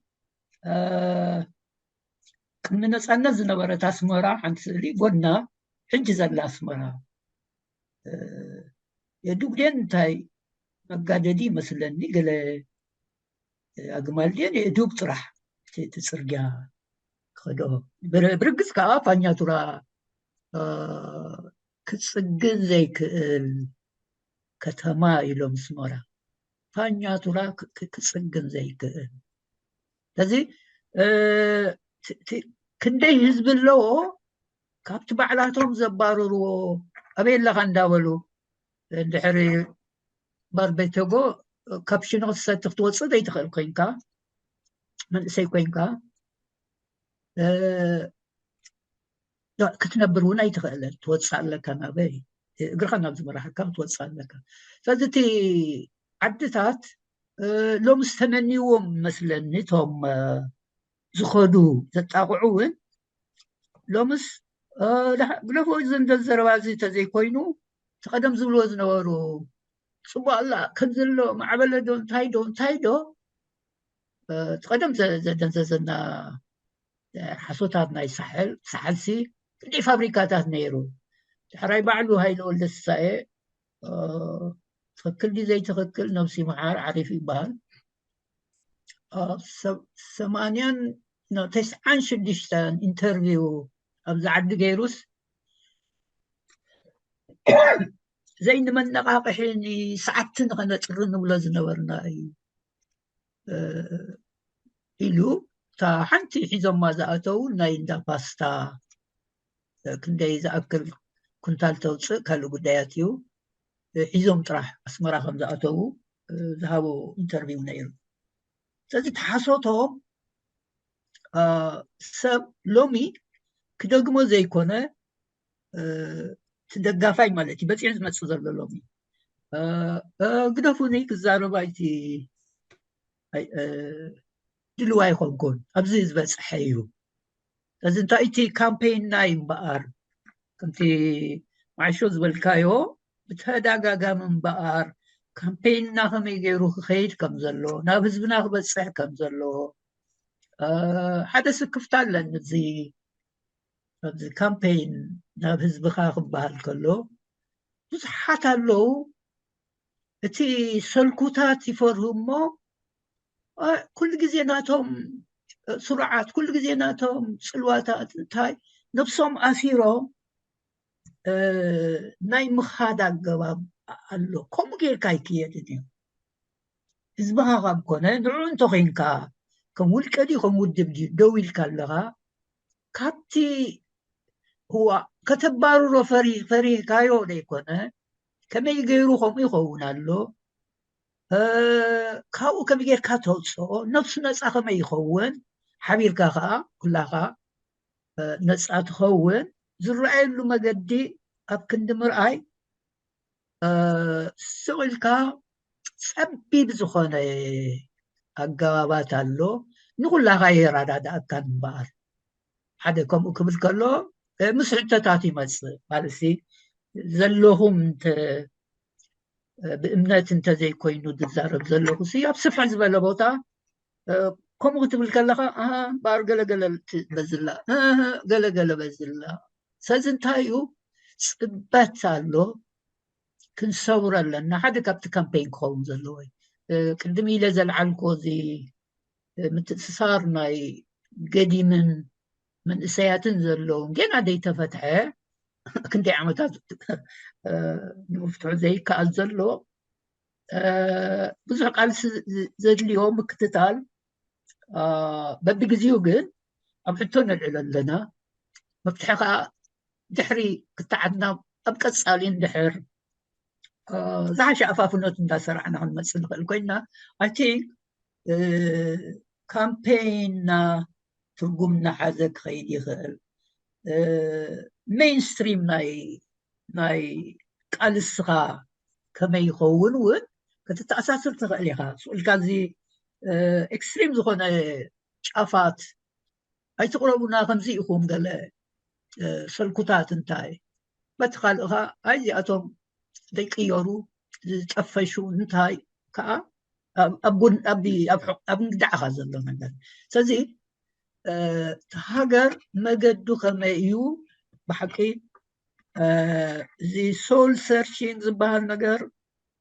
ولا دون بينا لنا على مري تشاي هلونا تايو زي مثلا تشايناويان حتى تغلي إسرع عمت كتفرع إسرع عمت ندعي وصل الله ክሳብ ሎሚ ተኸልካ እንተኮይንካ እታ the best day ሎሚ ጀምራ እያ ምክንያቱስ ተሓዲራ ውንሲ ካልኣይቲ መዓልቲ ትውስኸላ ኣለካ ተደንጉያ ማለት እዩ ስለዚ እንታይ እዩ ክንከዶ ኣለና ቃል ዓለም ዘይብሉ ኣካያይዳ ዋላ ኦን ፐርሰናል ቤዝስ ካብ ኣሕዋትካ ዶ ቤተሰብካ ዶ እንታይ ዶ ተኣሳሰረ ክኽየድ ዘለዎ እዩ እንታይ እዩ ንንዖም ንድሕነቶም ምዃኑ ነታ ተፈላለዩናላ ዘለና መፍትሒታ ምዃኑ ናይ ምትእስሳርካ መፍትሒታ ከም ሃገራውያን ብነፃ ክንነብር ዘኽእለካ ዕድል ምዃኑ ናይ ዕግበታት መገዲ ክሬቲቪቲ ክንፈጥር ዘለና እዩ ዝኽኣልናዮ ንገብር ኣለና ካብኡ ላዕሊ ክገብሩ ዝኽእሉ ከነተባብዕ ኣለና ስለዚ ብርግፅ ነዊሕ እዩ መልሱ እንዳሓደርና ንረኽቦ እምበር ናይ ሕጂ መልሲ ክህልዎ ኣይኮነን ይቕኒየለ ይቕኒልና ከዓየ ባይረ ባባኻ እዩ ሰላም ከመይ ምስኹም ሰላም ሰላም ባይረ ማሻአላ ኦኬ ኣነ እኳ ቁሩብ ድንጉ ኢለ ኣቴ ይኹን እምበር ገለ ካብቲ ብርሰታት እዩ ሓሊፍኒ ማለት እዩ ስለዚ ምናልባሽ ብርሰታት እውን ንምዝኽኻር እምበር ንሪኦን ንሰምዖን ንነብሮን ዘለና እዩ ፈላርሑቕ ዘለና ኣብዛ ዓዲ ከለና እውን ጠቒስኩም መፅኒሕኩም እቲ ብርሰት ደድሕሬና እናኸደ ይስዕበና እዩ ዘሎ ስለዚ ቀሊል ዘይኮነ ኩነታት ኢና ዘለና ከም ኤርትራውያን ኣብዚ እዋን እዚ ነቲ ኣሻ ከይሞ ኣሎ ነቲ ለባም ግን ከፊእዎ ኣሎ ዝበሃል ነቲ ኣዌር ዝኸውን እዚ ዳሕራይ ብርሰት እዚ እቲ ክተርፍ ዝነበሮ ዘይምትራፉ ዝወለድናዮም ደቅና ንሕና ብዕድመ ንኸይድ ኣለና ነፋኑ ኣለና ማለት እዩ ነቶም ደቅና እውን ኮሚኒቲ ጌርና ከም ዝበሃል እስራኤላውያን ነይሮም ክንደይ ዓመታት ኣብ ሃገሮም ተመሊሶም ዝቕፅል ዘሎ ዘርኦም ኮሚታት ኣስር ዘይብልና ንበርስ ኣለና እውን ኣብ ዝደገ ማለት እዩ ኣነ ብታ ናይ መዓሸ እንተወይ ዘለዓላ እቲ ብርሰት ርኢናዮ ኣለና ግን መድሃኒቱሲ እንታይ እዩ እንድዩ ዋዕላና ፅዳእ ኮይኑና እምበር ኣነሲ ቀላል እያ ነይራ ምክንያቱ እቲ ድብርስ ዘሎ እቲ ስርዓት እዩ እቲ ዝበርስ ዘሎ ህዝቢ እዩ እታ ትጠፍእ ዘላ ሃገር እያ ሓደ እዩ ከይሓዝና ከዓ ንሕና ብዚ ክንዋጠጥ ንበል ኣለና እታ ዋዕላና ኣብዚኣ እያ ዘላ ማለት እዩ ኣነ እምበልኩ ነይሮም ዓሾ ቀላል እንድያ ነቲ ዝብርስ ዘሎ ክትኣልዮ እቲ ህዝቢ ክነብር ምግባር እያ ዝቐለለት ግን እታ ዋዕላና እያ ትምፅእ እሞ ነዚኣ ንምግባር ዳኣደይ ሓደ ኢኻ ክትኮን ዘለካ ሓደ ክበሃል ከሎሲ ምስ ኩሉ ፍልልያትካ ንሓንቲ ማእከል ዕላማ ዝገበርካያ ድሕነት ህዝብን ሃገርን ማእከል ጌርካ ኩሉ ሕድገታት ክትገብር ኢኻ ማለት እዩ ስለዚ እታ ለባም አንጭዋ ተሲኣ ቀላል እያ እዛ ትብርሰና ዘላ አንጭዋሲ ድሞ ቃጭል ዘይንኣስረላ ዝቐደለት እኮ በዚ ጌርና ነብስና ክነግሕን ንኽእል ኢና ኢላ خلاص ወዲና ኣለና ኢለን ሓፍ ክብላ ከለዋ ሓንቲ ካልእ ዝለበመት ተሲኣ ከዓ ቃጭል መን ይኽእስረላ እናበላ ከለዋ መፅያ እንደገና ብዙሕ ለኪማት ለን ፋሒሉ ተኣኺባ እጂ ንሕናሲ ነብስና መናሕተታ ብምስምስ ንነብር ኣለና ከይትረዳእና ውድባት ምስዓብ ኣብዮምና ኮይኦም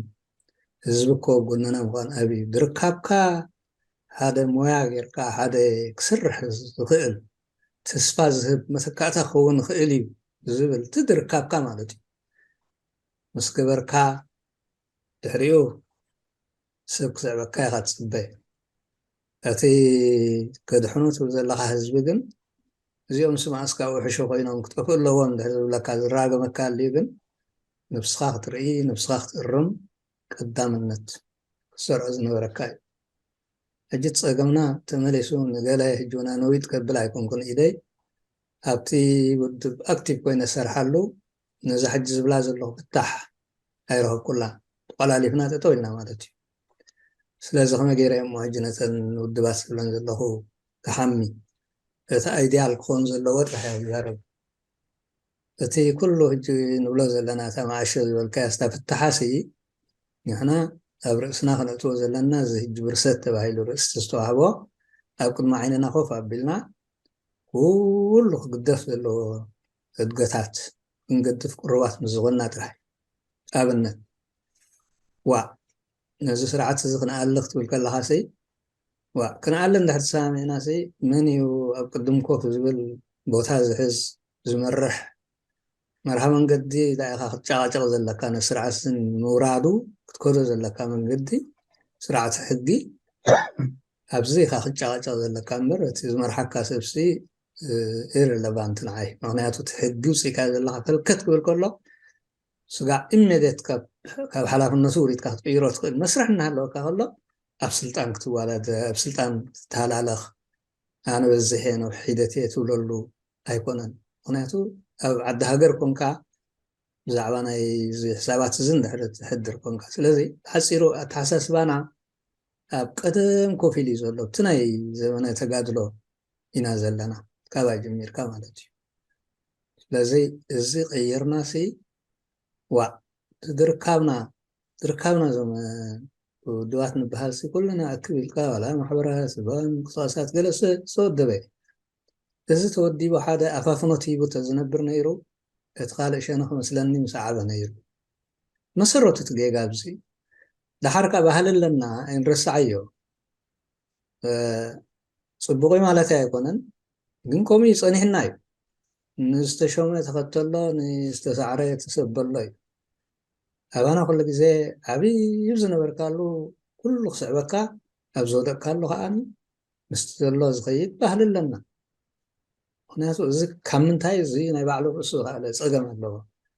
ከምኡ ካብ ኮነ እስኻ ሕጂ ብሓቂ ነዚ ህዝቢ እዚ ንሓልየቱን ድሕነቱን ድሕሪ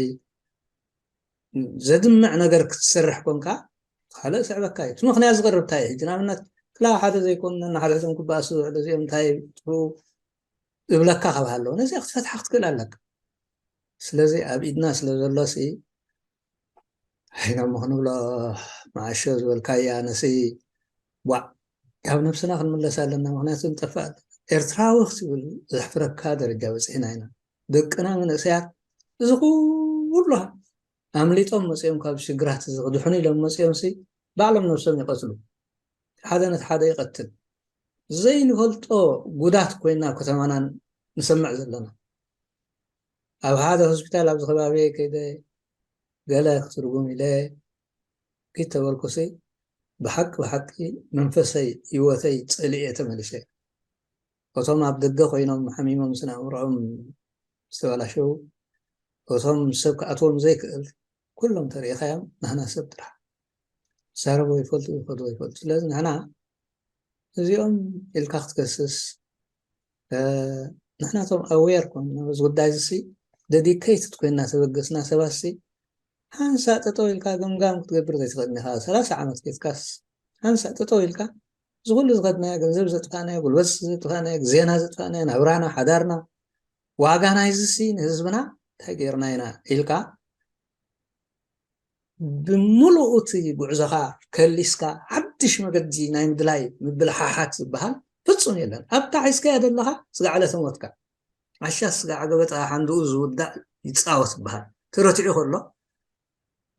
ሻኽ ኢልካያ ጠጠው ኣቢልካያ ከለኻሲ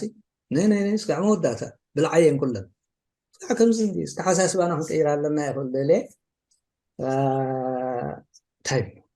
ካብዚ ኮይኑኡ ሳይብሎን እምበርካ ዝበልካያ ሕጂ ኣነ ከዓ እንታይ ብል ነይረና ትዛረበ ከሎ ኣብ ተገርግስቲ ዋላ ተፀብፀቦ ዋላ እንተበሎ ገለ ዝተረፈሎ ገለ ዝበሎ ኩሉ ተቐይስዎ ኣሎ እንታይ እሞ ኣብሰልካ ብሓቂ እዚ ስለዘይፈለጠ ኮንቲ ህዝብና ኣብቲ ውሽጢ ዓዲ ዘሎ ተቐባል ገፈጥ እንዲ ኮይኑ ዘሎ እቲ ህዝቢ ባዕሉ إذن نبلو زلنا كونونني وان صحاي بريقو أفوق الزارب زغل أولا درجات زغل سي أكجاه مسمعنا زي تزاربنا هنا ስለዚህ ከምዚ ዝኣመሰለት ሓሳስባ ዘለዎ ህዝቢ ስኻ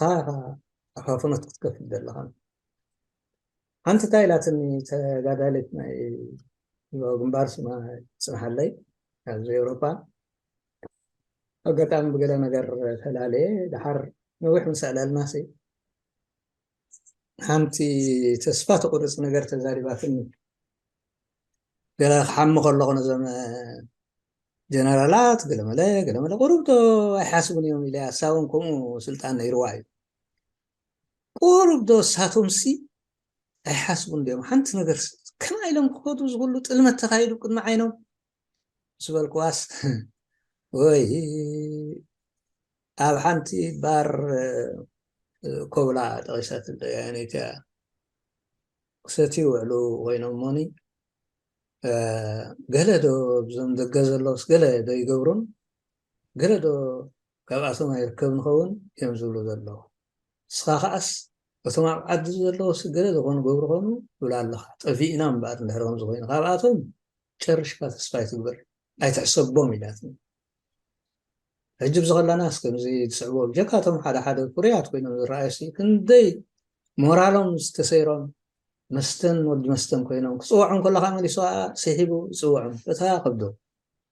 ኣብ ከምዚ ኮይንና ዘለና ኣብ ዳይለማ ኣቲና ኢና ዘለና ስለዚ እቶም ተዛማዲ ነፃነት ዘለና ሰባት እቶም ድርካብና ገንዘብና ነጥፍእ ጉልበትና ነጥፍእ ዘለና ነዚ ፎርሜሽን ነዚ ተዓዛዚ ሕሪና እንተንብገስ ጣሓይቲ መዋፅእ ኣሎ ርከቡ ዝኽእል ያኔላይ ዝውን ፍታሕ ኣይኮንኩና ምፅአ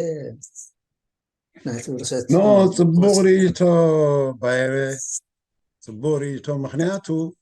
እቲ መበገሲኡ ህዝብና ብከመይ መገድታት እዩ ዝበርስ ዘሎ ኤቨንቹዋሊ እሞ ከደኣ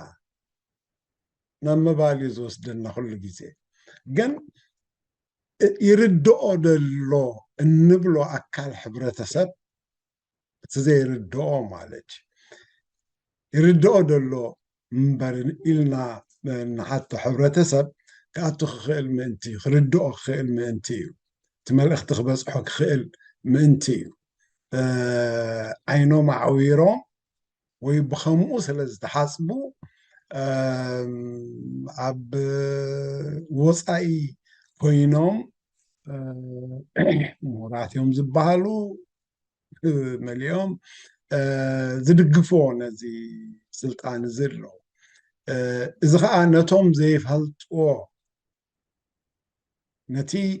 ንሱ ዘምፀ ዘሎ ሳዕቤናት ኣብዚ ኮይኖም ይቃለሰላ እምበር መንዳ ክቃለሰሎም ሃገሮም መን ክከላኸለሎም ዝብሉካ ኣሕፋሪ እዩ ንበዓሉ ግን ኣይስምዖምን እዚኦም መን ኣነ ከምኡ ዝብል ዘለኹ ብወዲ መን ብጓል መን እዩ ከምኡ ዝብል ዘለኹ ኢሎም ክሓስቡ ይክእሉን እዮም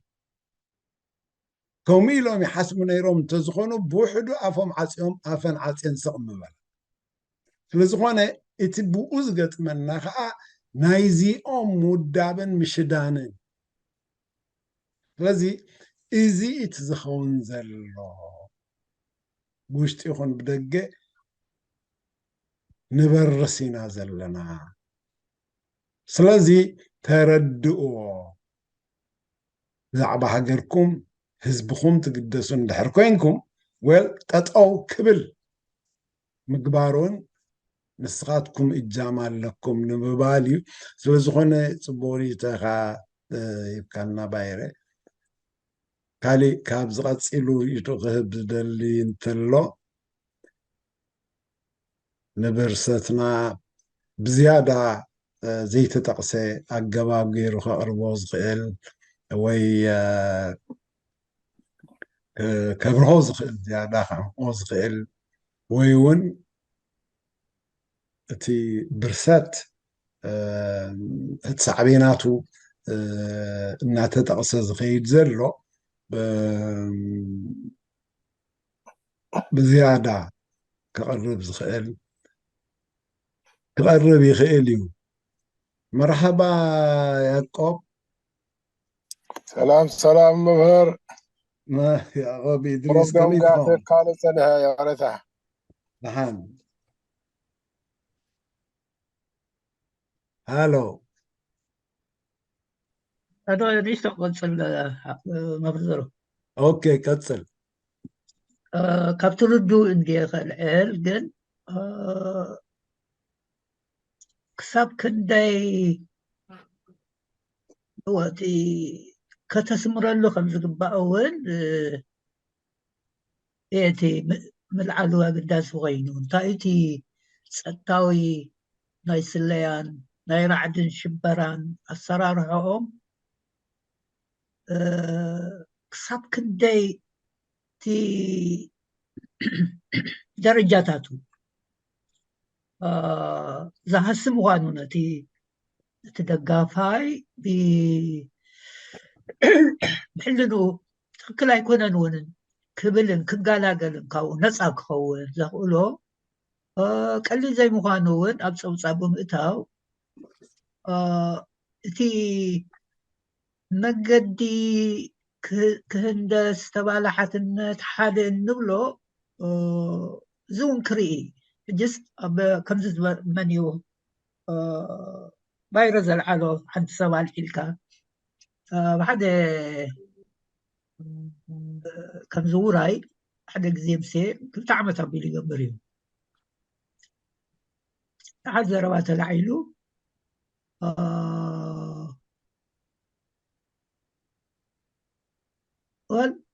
ክሳብ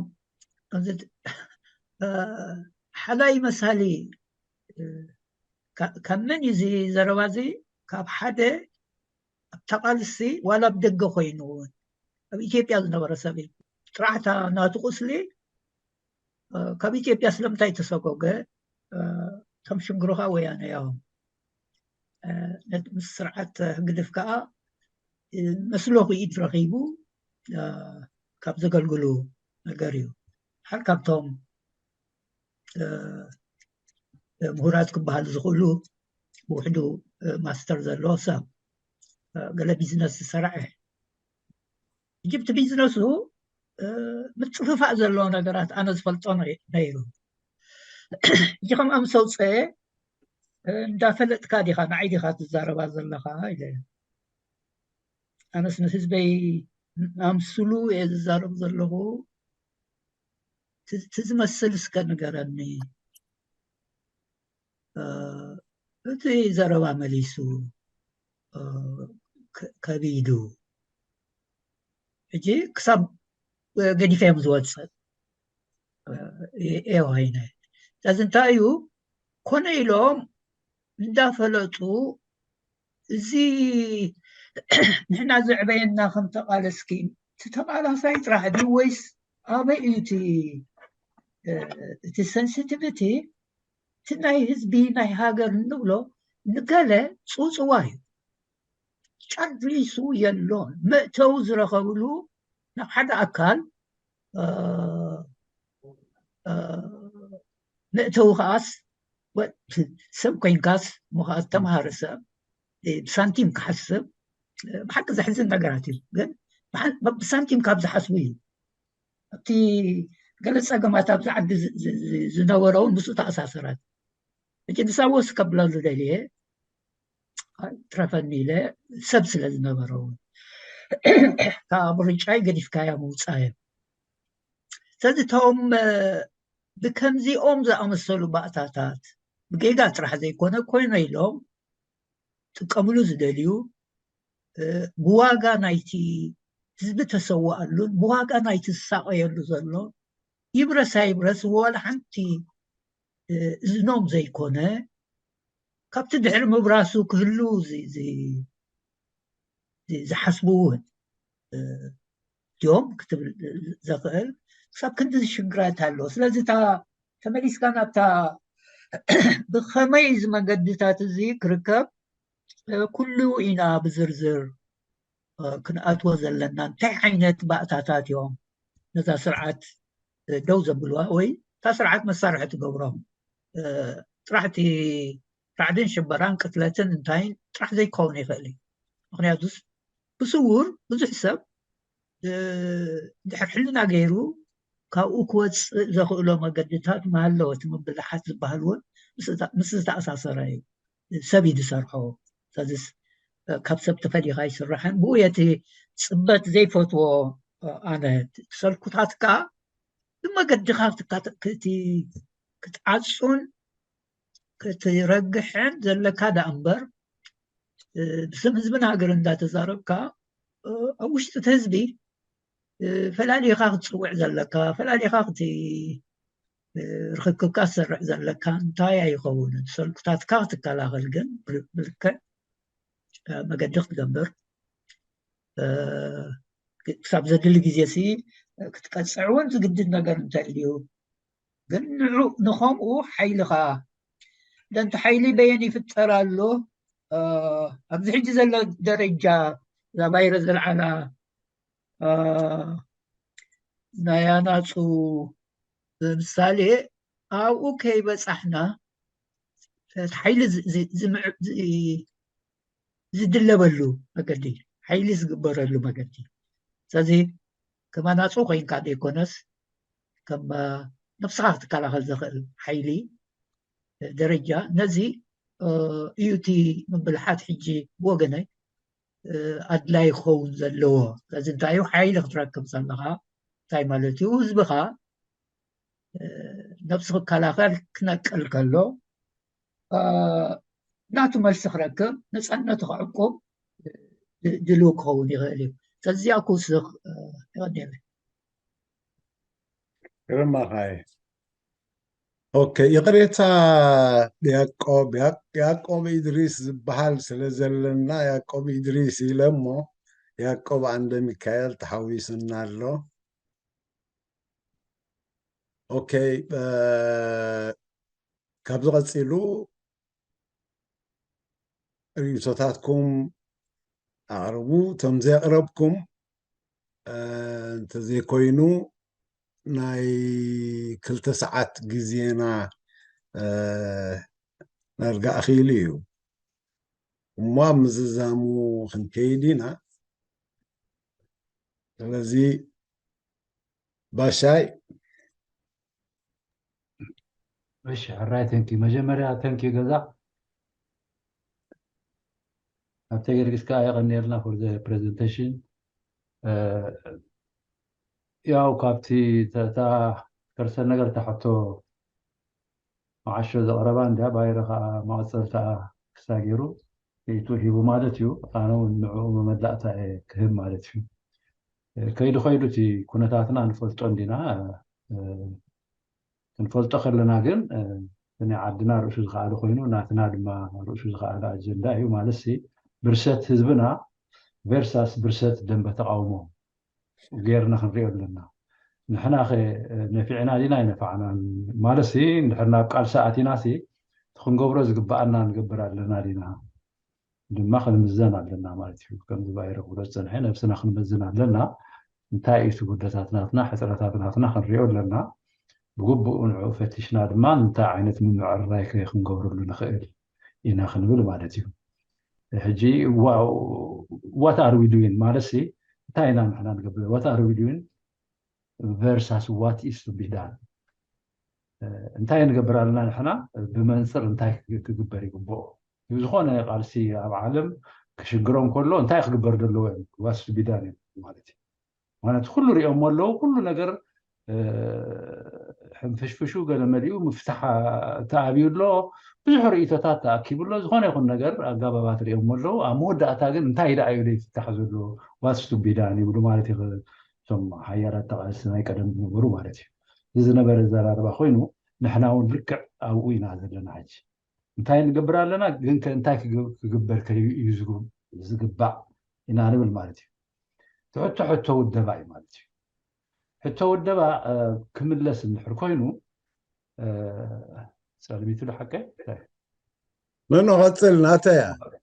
حرينا كده أوكي ناتين بارك الله حتى والدبع عند حركم اللسكوينو أحب هذا اللي حراي الحين حتى والدبا خملس نحركوينو نتاريخنا هاسس نبل بسبب حج زقبرنا يقابنا والدباسي كما إذا أمسلي انتاي سلازغونه إذا عوتنا بسبب حج زقبرنا والدباتاسي انتاي سلازغونه لو انتاي سلازغونه إذا عوتنا لا نريو لنا ما نعوي وتاريخ تقمنا ناي روحق كم تعنتو يقولكو ولا قديفنا ناي قرب أواناتنا ون عقلنا نتسببنا بزح نقرات حتى يبقى خلطة 3 عامات بزح تعلم تحتم بزح لو تتات سلازغا እቶም ብውደባ ዳ ኣምኑ ድማ መሰሎም ስለ ዝኾነ ብውደባ ደረጃ ድማ ኣብ ምንታይ ከም ዘለዉ ስለምንታይ ክዕወቱ ከም ዘይከኣሉ ክሪኡ ኣለዎም ማለት ብሓፈሻሲ ኩላህና ኣብ ምንታይ ከም ዘለና ብዓይኒ ወላ ድማ ክንጥምት ኣለና ማለት እዩ ዝገበርናዮ ኩሉ ቅድሚ ሕጂ ብርኢቶ እዩ ዳርጋ ኣይዕወተናን ስለዘይዕወተና ኢና ከዓኒ ኣብዚ ከምዚ ወዲቕና ዘለና እንታይ ኮይኑ እዩ ከመይ ዝመሰለ ስለዝነበረ እዩ ዘይዕወተና ንሕሪድና ኣሰስ ክንብሎ ኮይና ብርኢቶ እዩ كل زعته أولاد بقينا نقبرنا بمكرنا الحرينا هو بحساب ميدا درجة كم تناي ميدا نبرة أو حد هزوا جنبار ولا حد تقدر نحن تيترا كل هجرة وخين زحوا سمو لحرائي ووشتي الرأيات لا تفرالي وي لا تصوم قدنا تنصر الخير مالتي أبزز لنا يقدموا عالم بالحال نصور ملأخت ختم حلالفن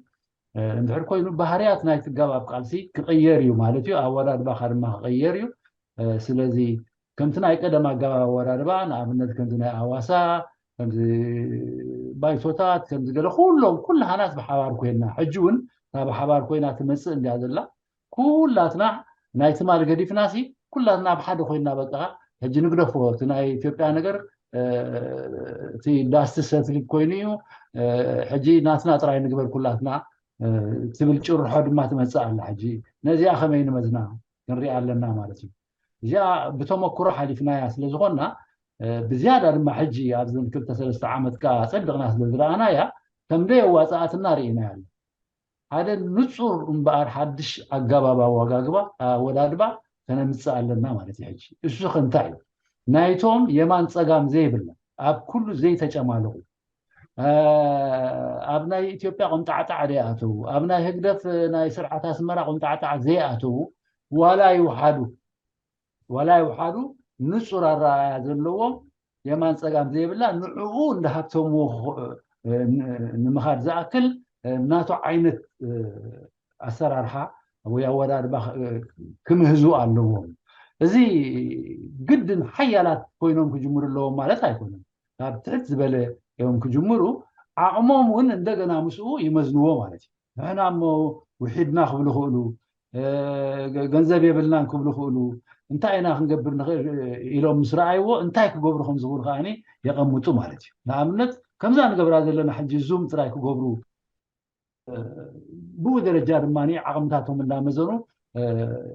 መልእኽቶም ይዕንትሩ ማለት እዩ ይዝርግሑ ማለት እዩ እንድሕር ከምቲ ናይ ቀደም ንኩሉ ንግደፎ ሕድገታት ንግበር ትብል ኣዘራርባ ኣላ ነዚኣ ተጠቒምና እንተዳ ድብልቕልቕ ዝበለ መንገዲ ክንከይድ ኮይንና ወንጮ ትገምጠልካያ ወንጮ ከምታ ዝነበረት ማለት እያ ተሰዓርኻ ኢኻ ክትከውን ትኽእል ገለኻ ጥዒድ በለ መሰጅ ኣለኒ ኢልካ ክትዛረብ ትኽእል ትኸውን ግን በቶም ድላዮም ዝገብሩ ኣካላትካ ተዓብሊልካ ስለትኸይድ ከዓኒ ኩሉ ግዜ ተሰዓርካ ኢኻ ትኸይድ ኣብ ውሽጢኻ እታ ዲሞክራሲ ዝበሃል ነገር ኣላታ ማለት እዩ ዲሞክራሲ ድማ እቲ ሓደገኛ ሸነኻ ድማኒ ትድበዝሐ ነቲ ዝወሓደ ይዓብሉ ኣለብኡ ተገዚኡ ይኸይድ ትወሓደ ዝብል ስለዘላ ክትምእዘዛ ኢኻ ማለት እዩ ከማ እዮም ዝብሉ እዞም ውድባት ዘለዉ እንታይ እዮም ዝብሉና በቲ ውድብካ ተቐይድካ ክትከይድ ኣለካ እዮም ዛትስ ዋይ ኢንዲቪጁዋልስ ሕጂ ዝበዝሑ ማለት እዩ ኣክቲቪስትስ ዝበዝሑ ንበይኖም ኣብ ግዳም ኮይኖም ልዕሊ ውድብ ዘበርክቱ እውን ኣለዉ ማለት እዩ ኣባና ብኤርትራውያን ጥራይ ዘይኮነስ ኣብ ናይ ዓለም ቃልስታት እንድሕር ርኢናዮ እውን ኣብ ድኾነ ብኤውሮጳኹን ኣብዚ ምዕቡላት ሃገራት ወላ ኣሜሪካ ካናዳኹን እቶም ኣክቲቪስትስ ከም ኢንዲቪጁዋልስ ዘበርክትዎስ ልዕሊ ውደባ ክስታይ ይገብሩ ማለት እዩ ይዝርግሑ ናይ ብሓቂ መምሃራን ንብዙሕ ህዝቢ ዝጠቅም ይዝርግሑ ማለት እዩ ስለዚ ንሕና እንታይ ኢና ክንገብር ዘይንወሓጠሉ ኣገባብ ሓድሽ ኣገባብ ወዳድባ ክንምህዝ ክንበቃዕ ኣለና ሽዑ እዩ ንፃረናትና ዝተፈልየ ካብቲ ቅድም ዝነበረ ክኸውን ዝኽእል እምበር ንዑ እንተዳ ክንደግሞ ኮይንና ወላ ሓንቲ ነገር ለውጢ ክነምፅእ ኣይንኽእል ኢና ልክዕ ከምቶም ሕጂ ሕድገታት ግበር ኣለዉ ዝብሉ ዘሎ ቁልቁል ዝኣፋ ዳሕራይ እውን ዝግበር ጌጋታት ሕድገት ንግበረሉ ክብልኩም እዮም ቶም ብቕፅሉ ከዓ ከምኡ እንዳበሉ ክኸዱ እዮም ማለት እዩ ሕድገት ይግበር እዩ ዘይግበር ነገር ኣይኮነ ስለምንታይ ብደይ ሕድገት ክትነብር ወይ ክትቅፅል ኣይትኽእልን ኢኻ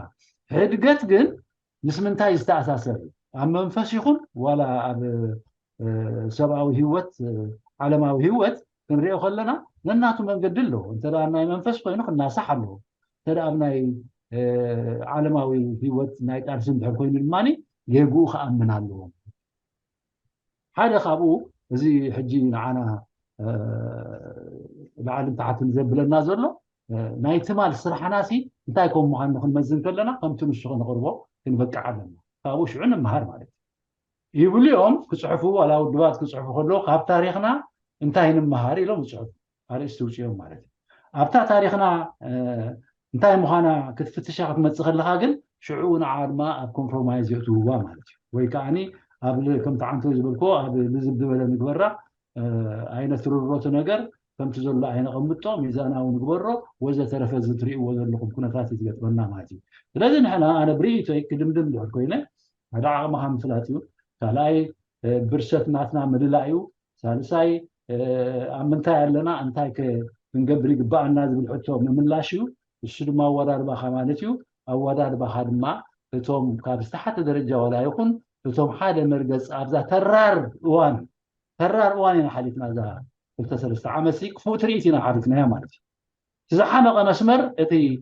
ኣነን ዓደይ ክቃለስ ኣለኒ ዝብል ዝነበረ እቲ ዝወሓደን ዝነኣሰን ሓሳባቱ ግን ዓብ ነይሩ ግን ተዓቢጡ ብካልኦት ማለት እዩ ወላ ሓንቲ ንዑ ዝኸውን ሜድያ እውን ኣይነበረን ብዓቢ ደረጃ ዝምዘን ካልእ ኩሉ ሃብታማት ሜድያታት እዩ ነይሩ ብሸነኽ ንወያኔ ክድግፍ ዝበለ ሃብታም ሜድያታት ነይርዎ ዋላ ናቱ ሕመቐ ይሃለዎ ብዘየገድስ ብሸነኽ ህግደፍ ዝነበረ እውን ሃብታሚ ማለት እዩ እቲ ሃብቲ ደይብሉ ግን እዛ ኣብ መንጎ ተቐርቂሩ ከም ኪታ ኣብ መንጎ ክልተ ከውሒ ተቐርቀረት ተቐርቂሩ እዩ ሓሊፍዎ ስለዚ ነዛ ተቐርቂርዋ ዘሎ ንዓ ክህብትማ እንድሕር ኮይኑ ንሱ ከምኡ ዝኣመንስሉን በዓሉን ኣወዳድባ ክፈጥር ክምህዝ ኣለዎ ባህላ እዩ እሞ የቐኒየለ ኣነ ብመሰረቱ እውን ሎም መዓልቲ ኣብኡ ገፅኩም ክትወስዱና ኢኹም ትኾኑ ወይናቱ እስሒዝኩም ኢኹም ክትመፁ ትኽእሉ ነይሩኩም ዝብል ነይረ ዝኾነ ኮይኑ ግን እቲ ነገር ባዕሉ ናብኡ ስለ ዘእትወካ ሕማቕ ኣይኮነን ልዙብ መዓልቲ ውዒድና ኣለና የቐኒየሉ ፅቡቕ ባሻይ ምክንያቱ እቲ ቀንዲ እኮ እንታይ ክንገብር ኣለና ናብ ዝብል ክንበፅሕ እቲ ኩሉ ከም ተቐዲመ ዝጠቐስኮ እስከ እቲ ዘይፈለጦ ይፍለጦ እቲ ተደናጊሩ ዝድግፎ ዘሎ ሃገሩን ህዝቡን ኣብ ምንታይ ኩነታት ኣሎ ንባዕሉ ስደት ኮይኑ ብፍላይ እቲ ብስደት ዘሎ ህዝቢ እትስ ይሓልፎ ኣሎ ብፅፅ መበል እውን የብሉን ስለዝኾነ እቲ ብደገ ዘሎ ግን ተሰዲዱ ክነሱ ሽግሩ እንታይ እዩ ምዃኑ እናፈለጠን ከሎ ምስቲ ከምኡ ኣብ ልዕሊኡ ገበን ዝፍፅም ዘሎ ጉጅለ ህግደፍ ምጥባቑ እንታይ እዩ ክበፅሖ ክኽእል ምኹሕኳሕ ዝዓይነቱ እቲ ኣቕሪብናዮ ግን ትቐንዲ ኣርእስቱ ኣብዝስ ኣለና ከምቲ ዝበልካዮ እንታይ ኢና ግን ክንገብር ዘለና መፍትሒ እንታይ ክኸውን ዘለዎ ናብ ዝብል ታማዓሾ ዘልዓላ ባይሮን ናብ ኣወሲዱና ንስኻ እውን ብኣ ኣኺድካ ፅቡቕ ርእይቶ እዩ ብካሊእ መገዲ ከዓ ብዝከኣል መገዲ ክፍተን ተባሂሉ ናይ ናፃ ምንቅስቃሳት ከምኡውን ሚድያታት ምትእኽኻብ ኣሎ ኣብ ሓደ ደረጃ በፂሑ ኣሎ ስለዚ ነዚ ትብሎ ዘለኹም ክምልሰሉ ብዝበቕዓሉ ኣገባብ ክጓዓዝ ይፅዕር ኣሎ ማለት እዩ ስለዝኾነ እሱ ኣብዚ ከነምፆ ስለ ዘይትደልየ እምበር ይካየድ ኣሎ ሕጂ ንምዝዛሙ ዝኣክል ብናይ ባሻይ ክንዛዝም ኢና ግን ያዕቆብ እንታይ ኢሉ ፅሒፉ ህግደፍ ስርዓት ኢልና ክንሰምዮ ዘኽእለና ረቋሒታት እንታይ ስለ ዘማልአ እዩ ኣነ እኳ ፀረ ስርዓት ኢለ እየ ዘጠምቆ ስርዓት ትርጉሙ ሃሲሱ ኮይኑ ተራእዩኒ تجاجي أنت خوينة يقريتاخ الرمدلو زبل أما أنا يعقوب ذهبوا ملأختي وأبز زل أنا نبعلي إساس أو جل ملكي إلى إذ سو عنبر سرعات إلى أي سوعني جن انتاي سلا زمالي سرعات زبحال سلمتاي قال لهم زوم قال هاجرات مسؤول زراخب ويونكم لهم تسوعوا أبي إن بانديرا سلا زلنا ديو انتاي ديو زبلو حتتات كل علي اليوم جن كم تزبل كايو ياكو أبز مساي خنا العلو النخل نتبيو سيستم إلنا ندحر وسيدنايو انتاي مالتيو سيستم بفلاي بوليتيكال سيستم ካልኦት ንኻሊእ ዘገልግሉ ሲስተማት ገዲፍና ማለት እዩ ስለዚ ናይ ሎሚ ኣኺባና ኣብዚ ክንፍፅሞ ኢና እቶም ተሳቲፍኩም ገግዴኹም ከተቕርቡ ዝፀናሕኩም ኩልኹም ይቐኒልና ኣብ መፃኢ ብከምኡ ዝኣመሰለ يربح نبلو عرستي كنقرب تسفى نقبر كلهم كعا ساجست تقابرو بزنت نقرب وينقابع إذا برودكاست نتزقبر إلكم عرستات contemporary issues تبلوهم كتقربوا لنا تقولوا قلوع قالسينا نكايد سلزخونا كعا كان انقدوينا سلازي بزنفتصم كبري زخري مسواتنا يقني اللي يغني بروح مشات ثانك يو